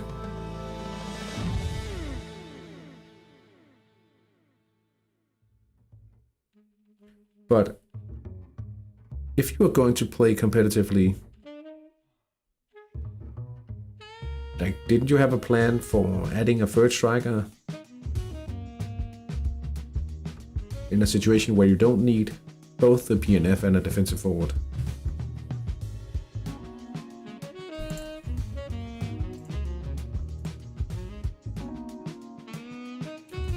I mean, I totally get why you might not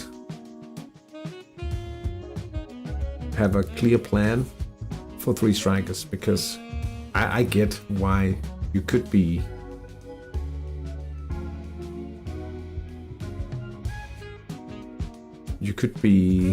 a bit tight economically.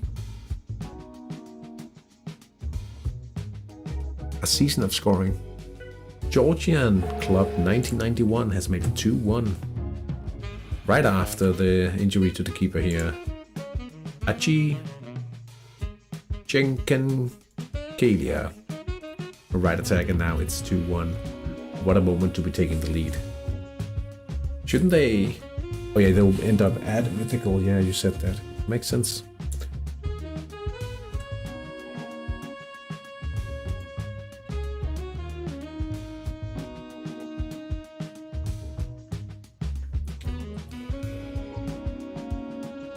I mean, I would say it is a slight worry that for me and my cycle plans that I won't be able to make enough to have a wide squad at least.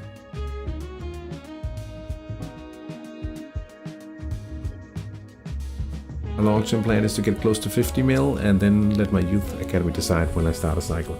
Yeah, that's a good patient approach. If you don't want to end up having to worry about getting more than like a squad lacking depth, which I could be. Osas claws one back on a corner to head, and it's Bergborg Ingvarsson.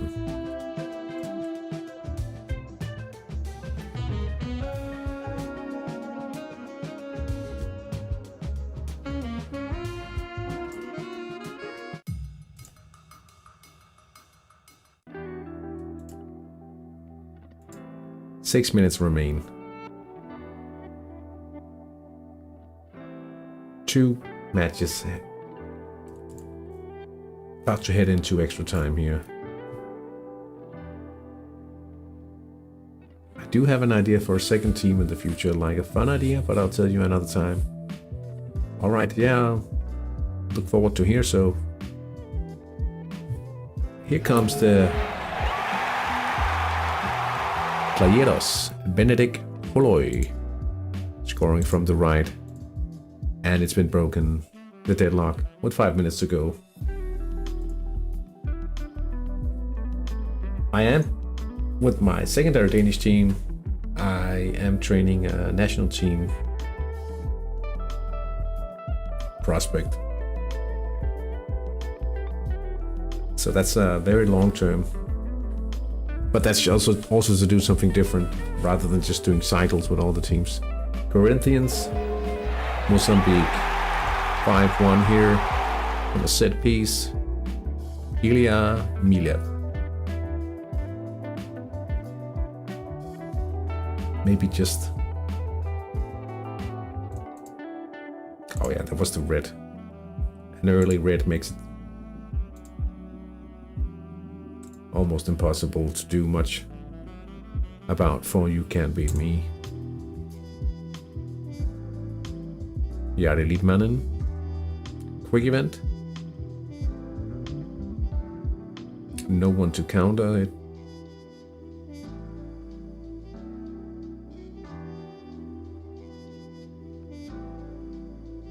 And we have an equalizer, so now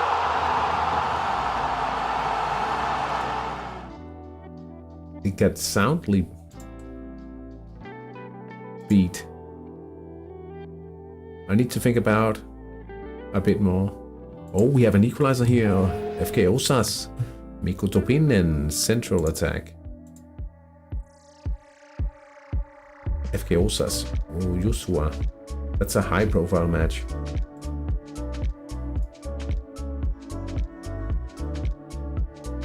Angel Georgiev has been subbed off with an injury here for Red Star Bulgaria. It's not looking easy now.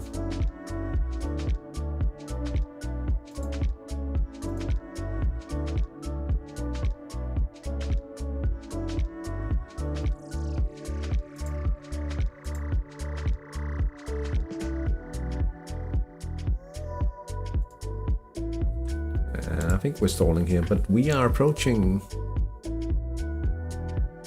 a point where we should be careful with the reloads here. Daniel Samson makes it 3-1.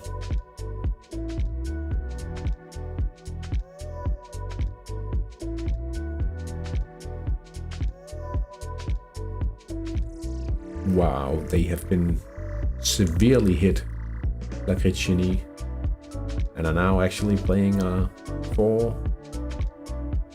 3-4-2.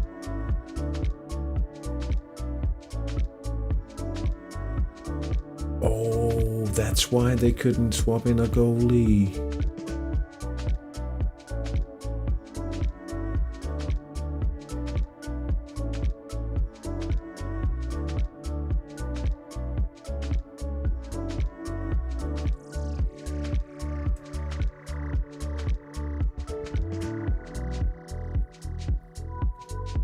Ay.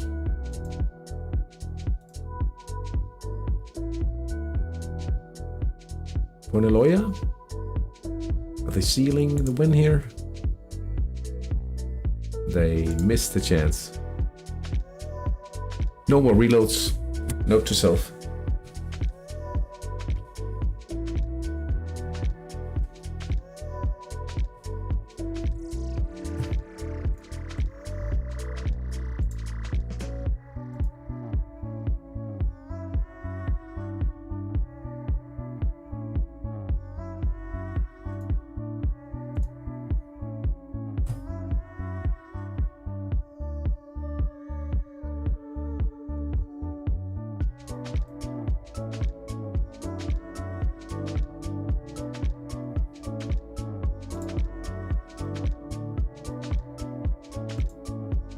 3 minutes. 3 minutes.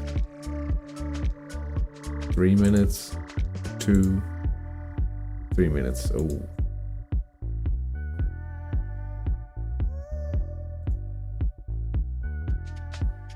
No reload.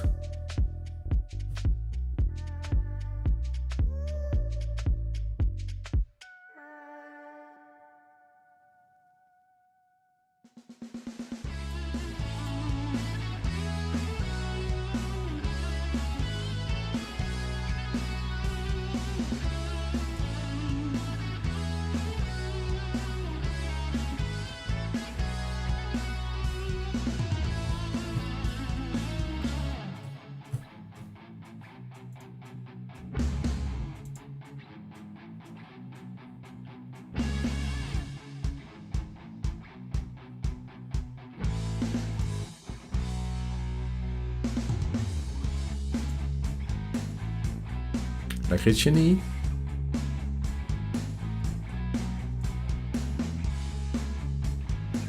They could get a consolation goal here.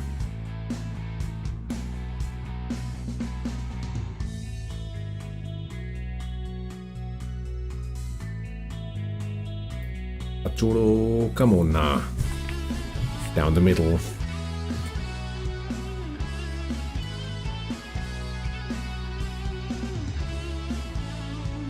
They've got that goal. Same goes for Taiwan Celtic from a penalty here. 2-4 now, but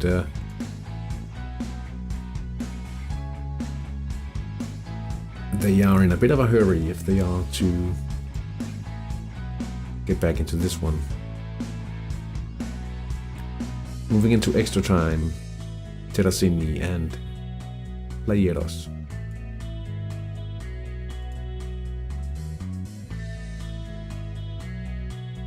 Extra time as well in the match between Vito Sandua and Sales Avecci.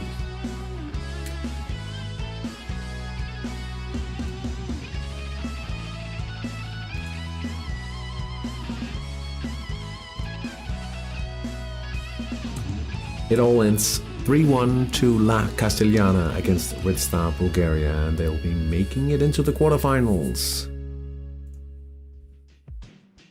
Colombian La Castellana.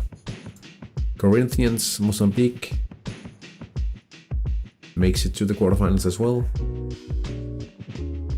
I think it will be with a 5-1 win against You Can Beat Me.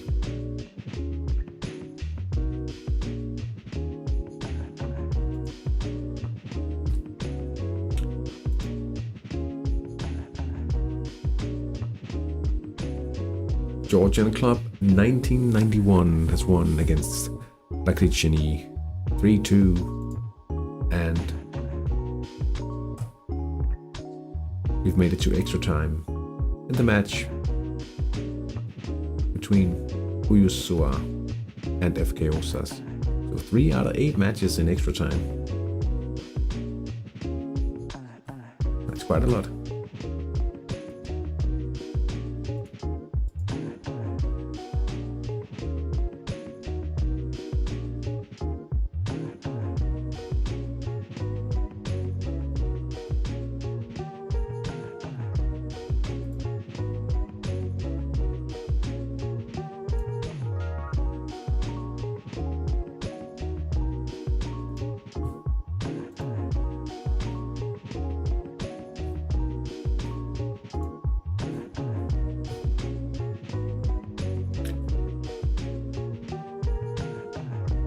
Kopakesi beats Basling FC 6-2. A bigger margin than anticipated, and such a chance distribution will be... If it was me, I would be infuriated.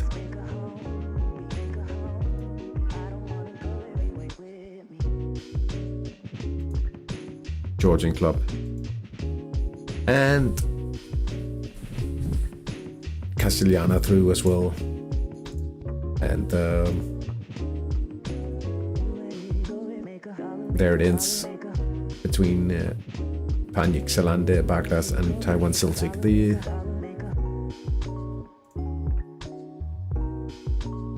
Suriname. They're from. Oh, that's why they have all those Dutch names. Now I get it. And then we have 3 matches about to start their extra time. Vidosanta FC, FK Sales Plevici, and Uyusua FK Osas, and Terracini FC versus Coneloya Playeros.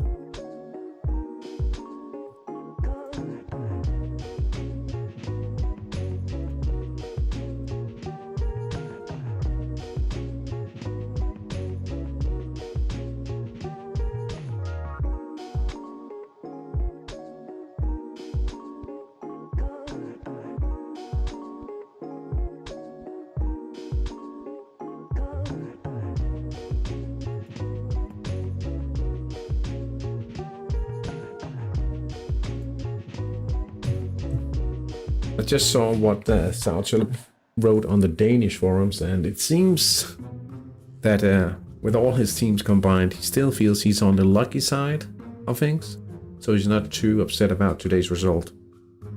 I probably wouldn't feel that way, I have to be honest, but that's probably a good approach if you're able to. I'm certainly not saying it's just something you can actively choose to be, but staying positive is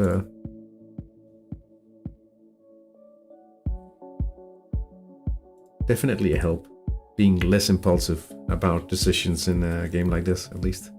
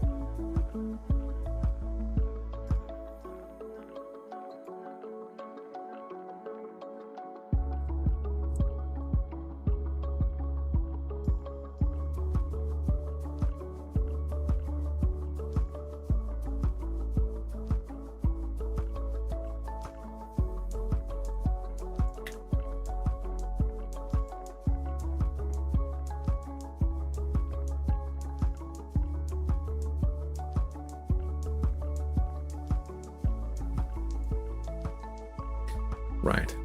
Anything going down here in extra time? Just 1 change made for Playeros. 3 changes for Uyusua. 2 injuries for Osas. 2 changes made for Plavetsi. Question is if that'll be of any importance in the second half.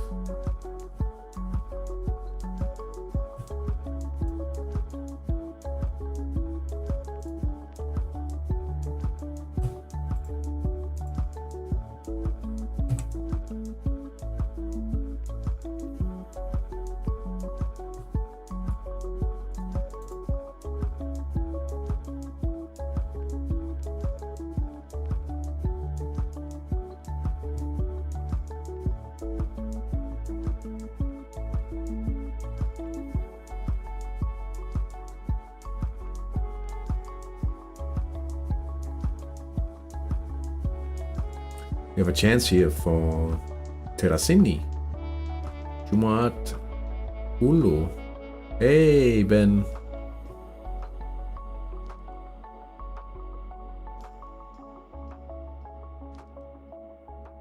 Weak shot.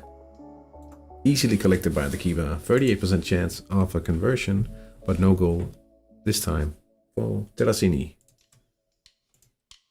No chances to report in the other matches, however.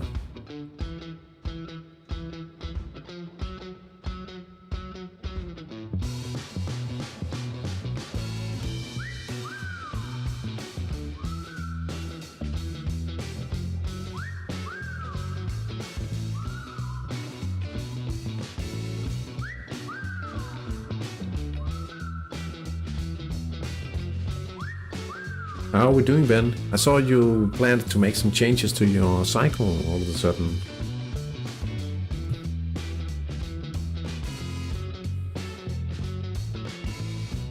Is it in an attempt to make more profit from the trainees or the playmaking?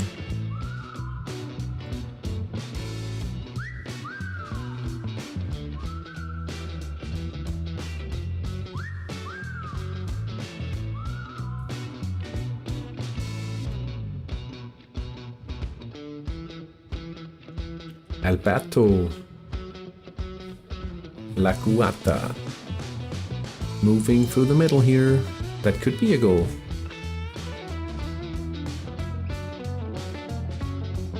Raffenbergur Sigvaldason with a great save for Vito Sandur. Just wants to be a bit more competitive. Well, fair. I mean,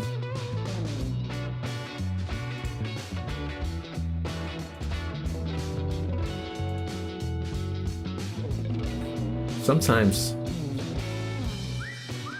you do want to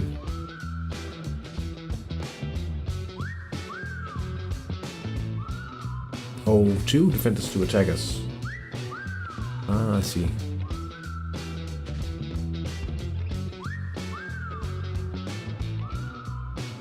Ah, I like that.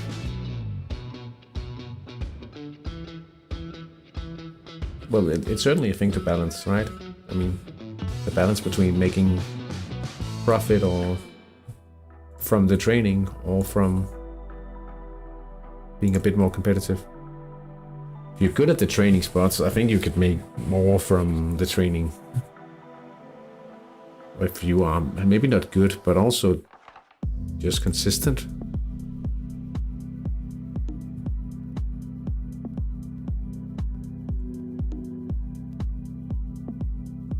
Which actually reminds me about the fact that I should be doing some scouting, because the training update is in 5 hours. And hopefully I get 2 skill ups from the 50% slots.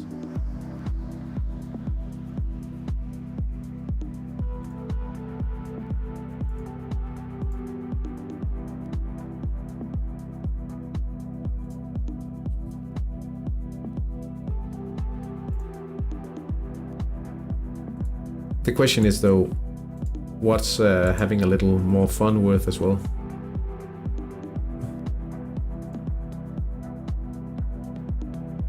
Is it sometimes I'd really say for me at the moment there's more a situation like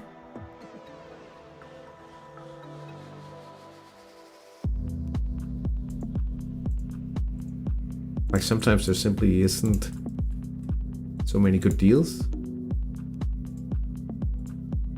Could be because I'm not really wide enough in my approach.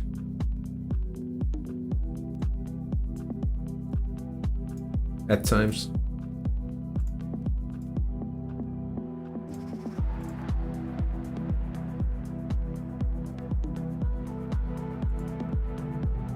It was certainly easier when the market was just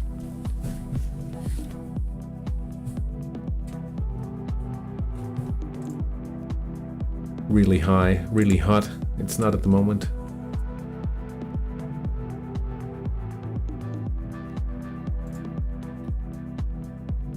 We are seeing chances. At least. I prefer more fun, else the long trainings will get boring for me. In some way, Hattrick is also about discipline in a way, right?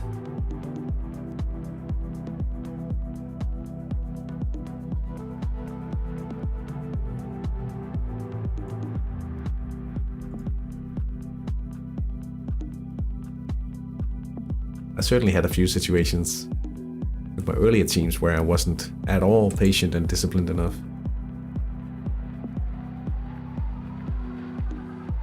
few minor, but certainly less grave mistakes with the current builds. But I've definitely made a few mistakes also along the way. I haven't been able to be disciplined before. Corner for Ponaloya.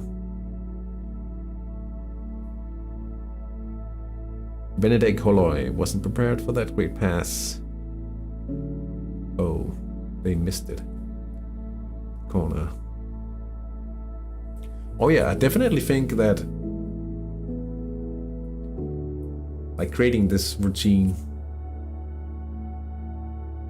opening the thread, documenting what you do, helps you stay in line with your plan and keep the discipline. But I can definitely tell that it's harder to keep the thread alive when you don't have like those really interesting pops every week. Luckily for me, right now I am paying extra attention to the training updates because of the form and having potential under 21 players. Gives a little extra flair to the thread or the cycle. Osas.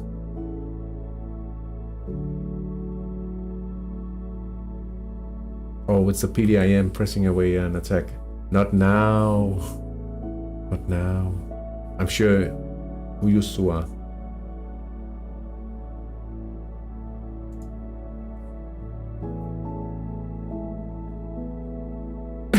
Yeah. It's definitely very fun. Unfortunately, for Sonotti, we are approaching the end of the under 21s.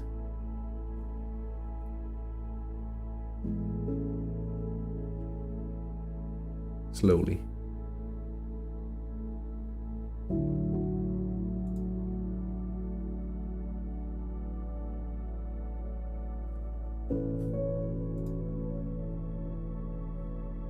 This is too slow right now.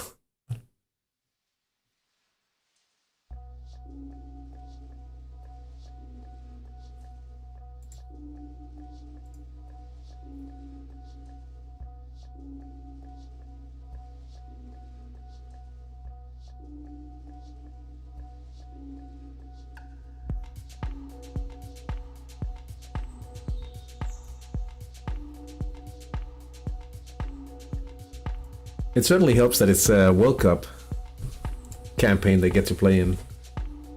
Also, I mean, I did follow quite a bit for that goalkeeper I pulled. He got to play European, what do you call it, the Euro Cup? Got to play 14 matches. But I never trained him, he's just my homegrown player. And yeah, it hits differently when you actually have to play in your team as well. Gianni.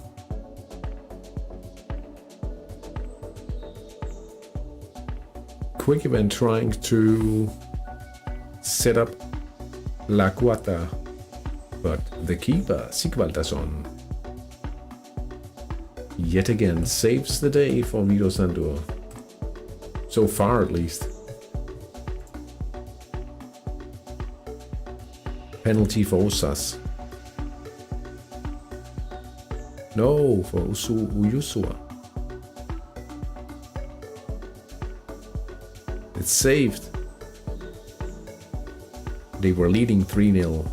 Had the chance to go 4-3 up now after the equalizing quest for FK Osas. Wow. Certainly chances to find a winner here.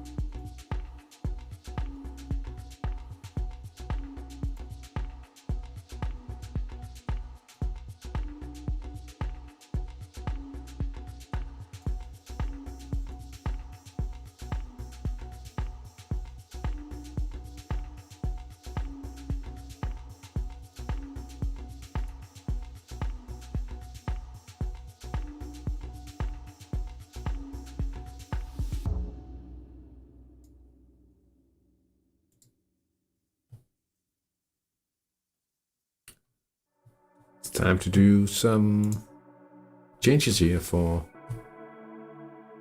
Boleslav Makitra. Leaves the field and Sater takes the field.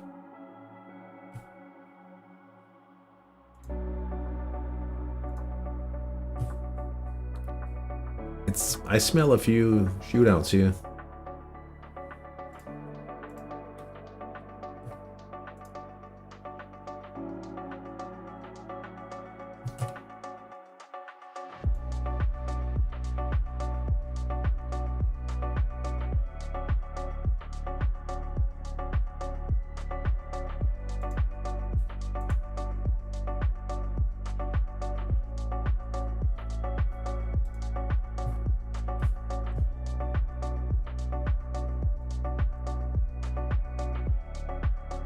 I wouldn't mind these to be settled in the extra time, though. I am starting to feel a bit knackered, but it's alright. I mean, it's Friday evening tomorrow. Friday morning, first. Training update.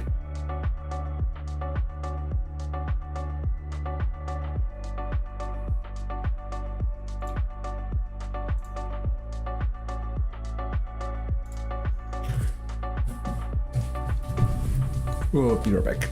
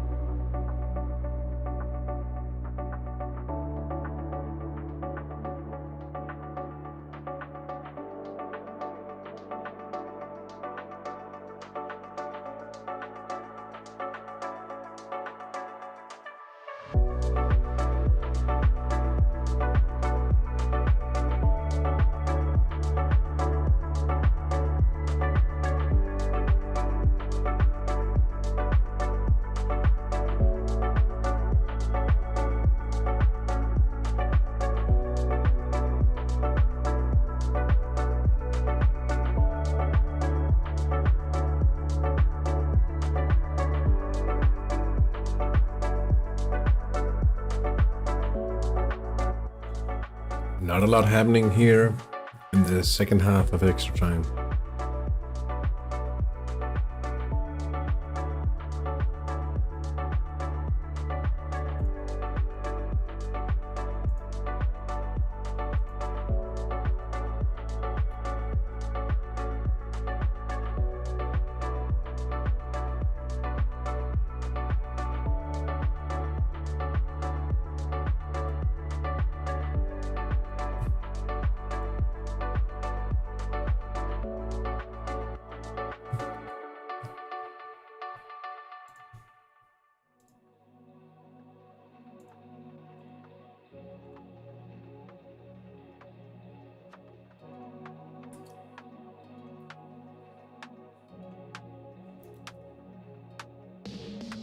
There could be a few chances in this one.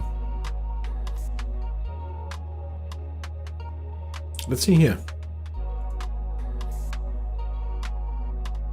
Oh, Adriano Silva.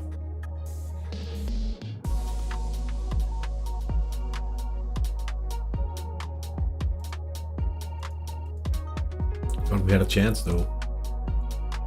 I hope we had a chance, to be honest.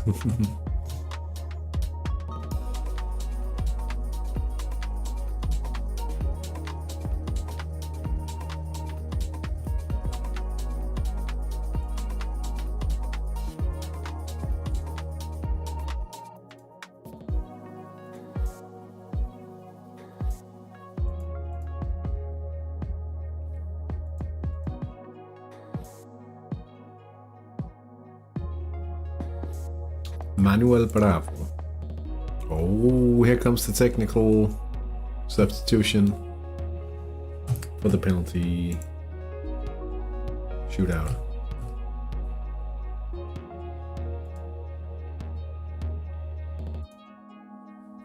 Like when I was streaming round 3, yeah, and I was amazed to see how many technical players were brought on for the penalty shootout. I mean, that's a level of squad depth that I will certainly not reach with any of my teams. It's just crazy. But that's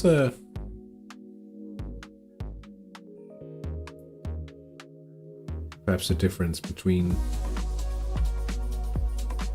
the most prepared teams and the lesser prepared teams. Mine will probably be a lesser prepared team, to be honest.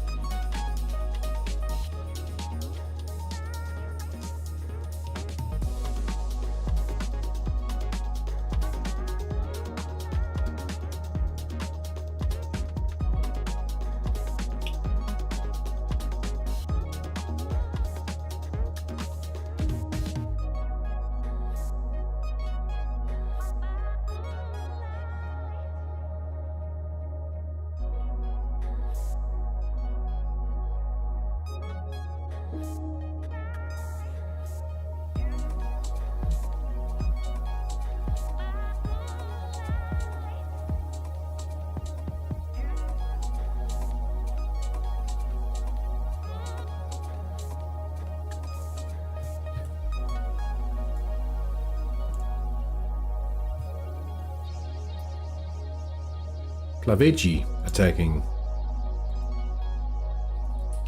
Plenty of opportunities here. But Sigvaldason is warming up for the penalty shootout, it seems. Makes another save here.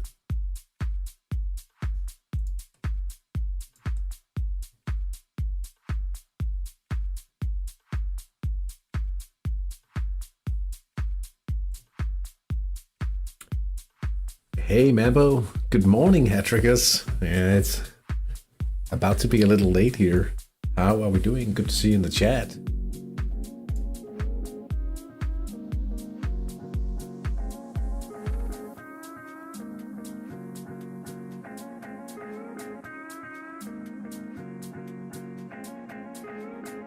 Oops, excuse me.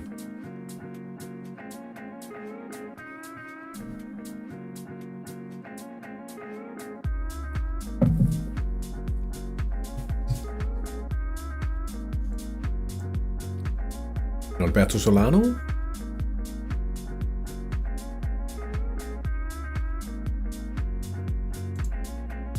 Wow, this could be it for Vitor Sandor.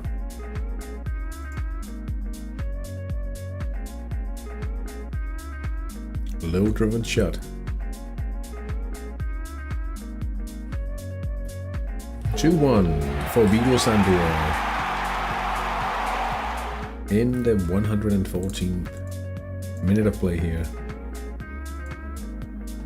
We might actually get to have 2 shootouts here.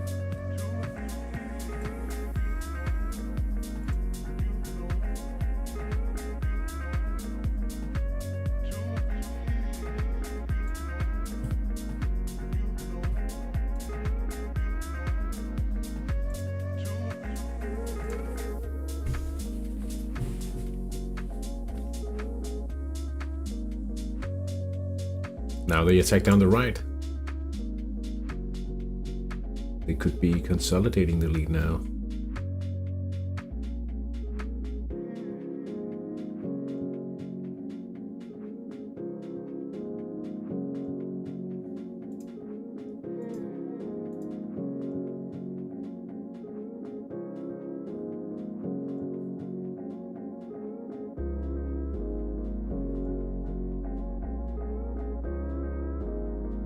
Oh, tipped away by Waterworth. Herleifson. Right attack. Certainly having the chances of going through without having to endure the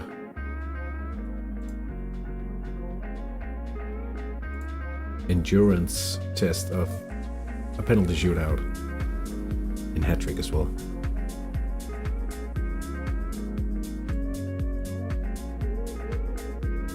But right now, time is ticking for Salis Plavici, one of the strongest teams according to the analysis of Nicarana in the Hattrick Masters chat in the global forum of Hattrick.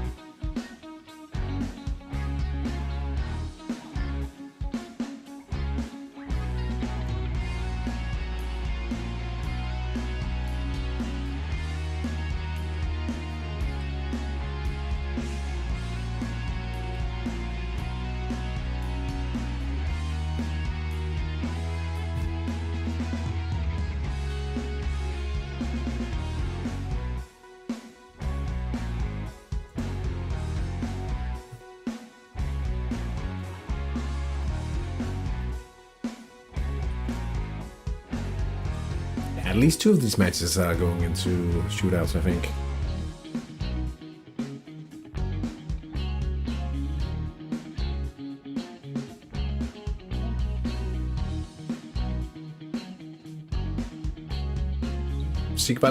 Sigvaldason might be the man of the hour here for Vito Santo. So many saves in the extra time that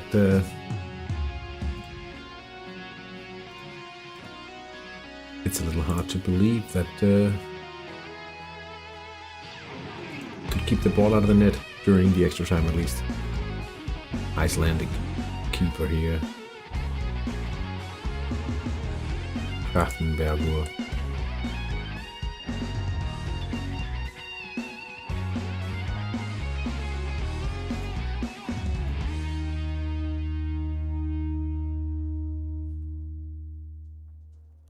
We have less than 2 minutes now. Plavici, one of the main contenders. I'll just double check the percentages provided by Nicarana's analysis here.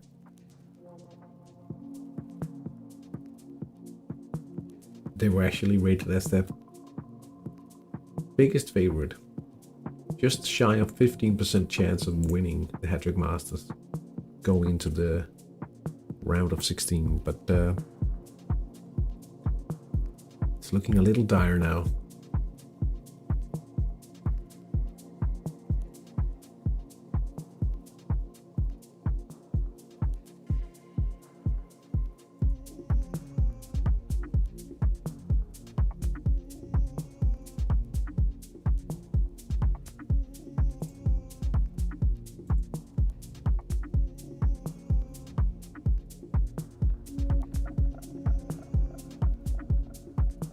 Is it another technical player being subbed on here for Playeros?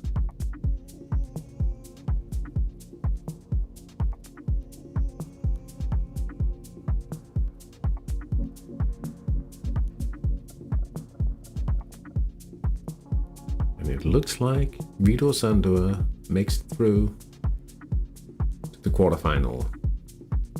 Iceland will be represented in the quarterfinal by Vito Sandor, the Swedish manager.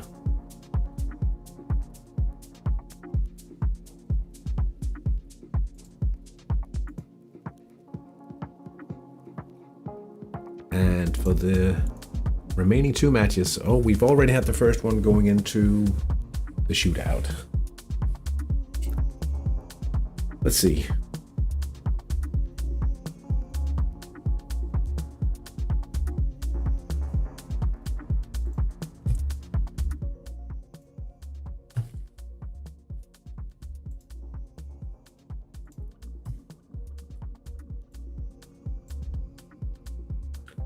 First kicker here is Janak Ulo.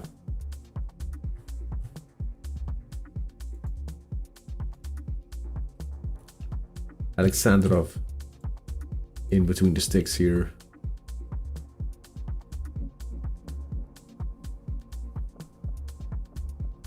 And it's a goal for Terracini, 2-1.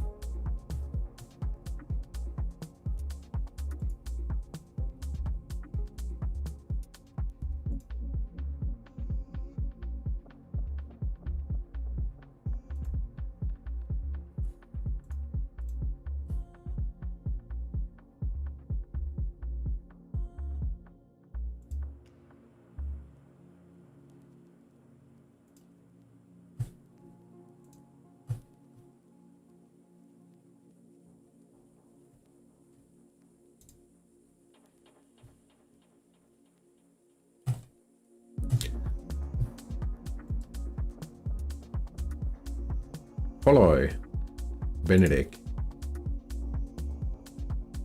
Hungary. Yeah, and it's a technical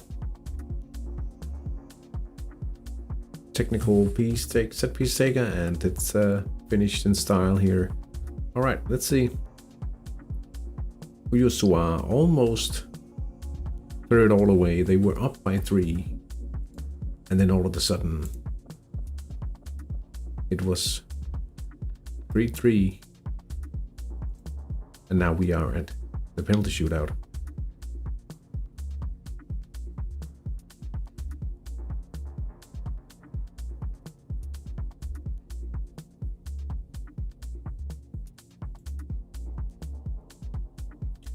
Ishmael Rakshanarande. He starts out with the keeper.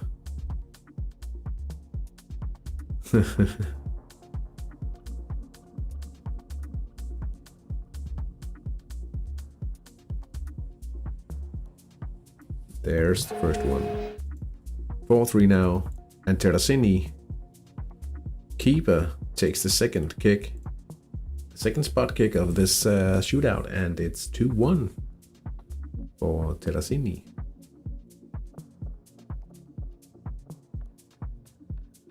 Now, Manuel Bravo, brought on for this specific moment. Penalty taker. Could be quite likely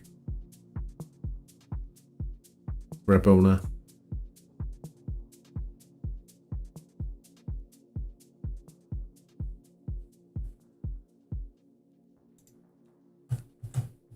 Cheeky little goal, and it's an equalizer. They've made one each now. Yari Ponto. Powerful. And he equalizes. Easy one. Now, who's walking towards the spot now?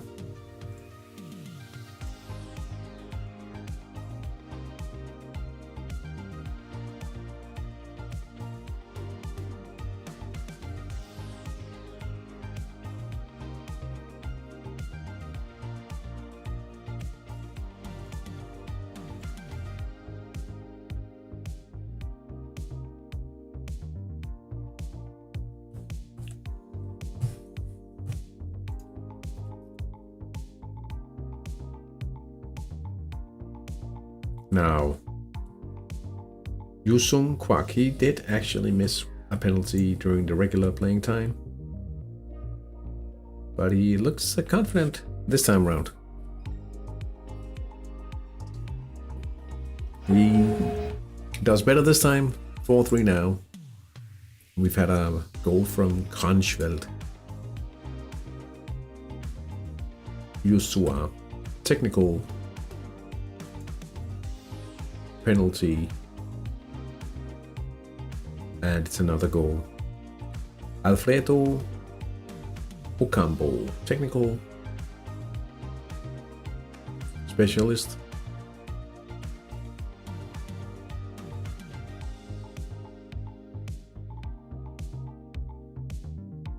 And it's a goal. I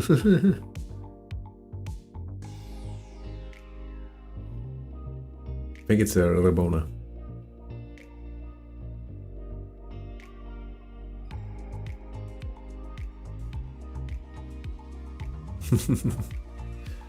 Yeah. And let's see here. Yeah, that's the goal. Rabona. Alonso Valviria Corral. Unpredictable.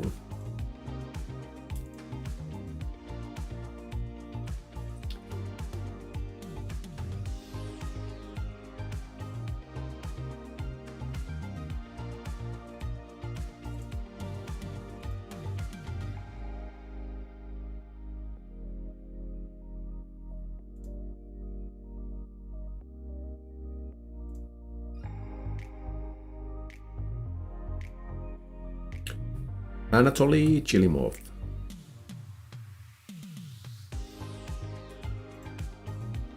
Corral did score, we didn't get to see it. Well placed kick here. But it's saved by Ivan Brenko. Vlasiadis has scored for Terracini. That means we still have to see a missed opportunity from the spot.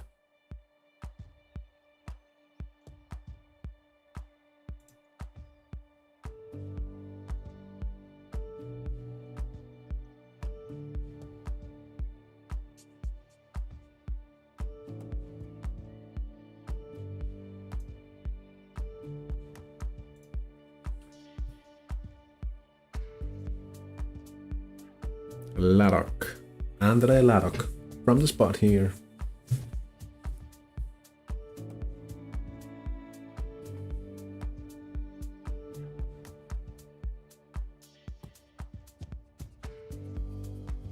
Well placed shot. And it's another goal. 4 each now in the shootout. Jukovic gives Osas the lead. 3-2 in the shootout.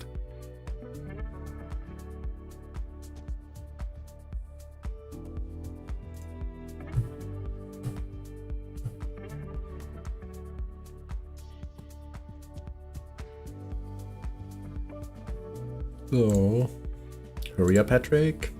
Just a little.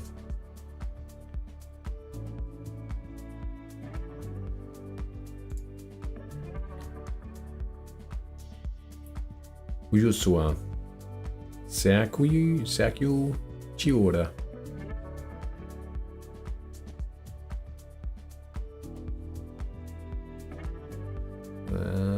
Sometimes they look nervous, but they execute nicely. He does here.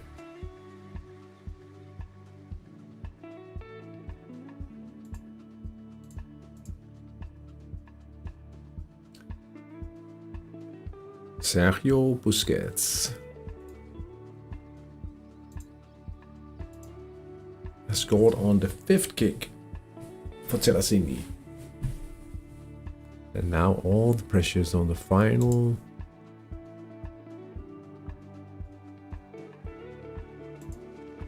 player. So let's just stick to this match now.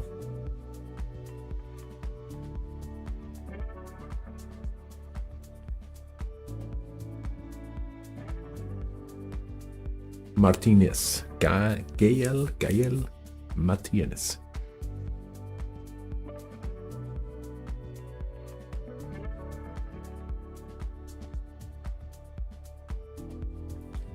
And it's good. Brenko scores, the goalkeeper. And we had the goalkeeper executing the first kick for Uyusua, but they have to score now to stay in the match. A miss and they'll be out, sending FK Osas through to the quarterfinals of the Hattrick Masters. My offer. Let's see how it goes.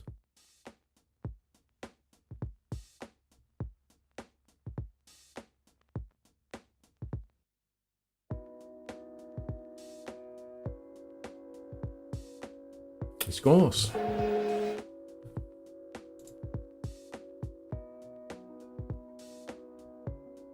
Mohamed Maranka has scored. Now.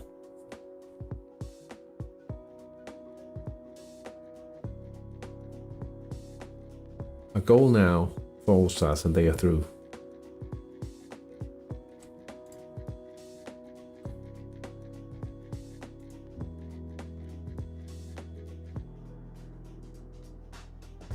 Maros Ihanachak with all the pressure now.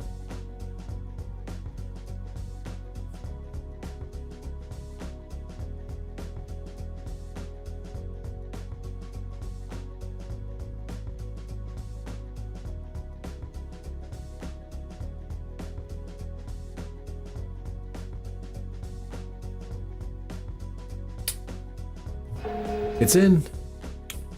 He sealed the deal. Osas are through to the quarterfinals.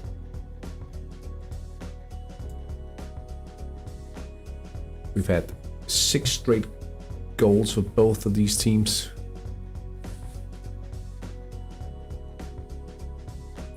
Final match to be decided on this Thursday evening, Hattrick evening.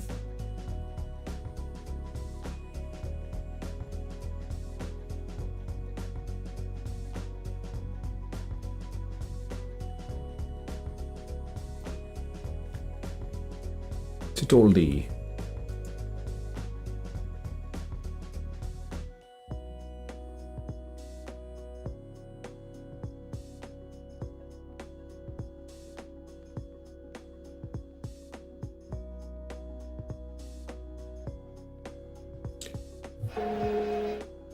Alexandrov, nothing to do on that one. They keep scoring here. Now 7 straight for Terracini.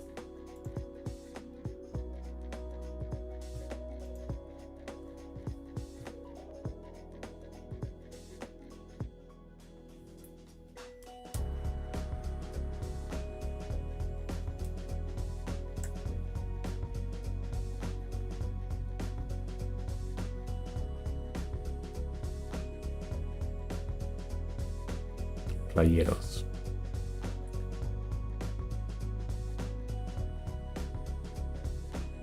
Now it's the keeper's turn. Alexandrov.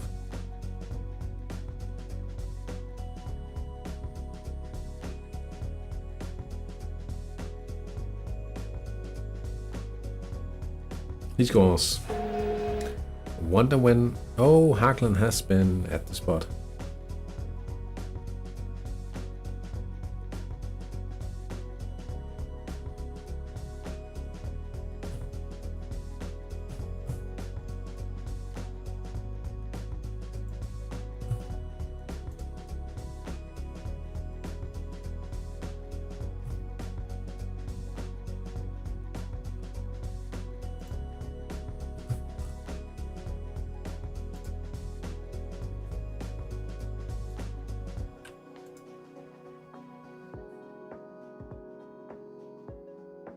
Liedmanen.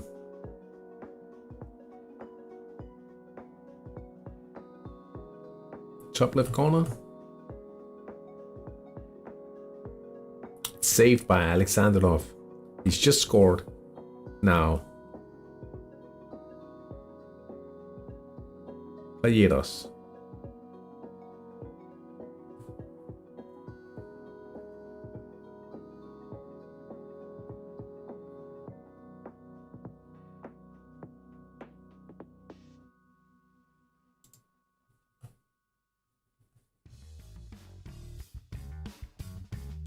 I'm ready for a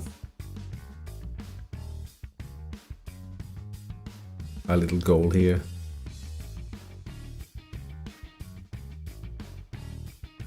And to call it a night, to be honest. Zambrano, the captain. Can he send them through to the quarterfinal?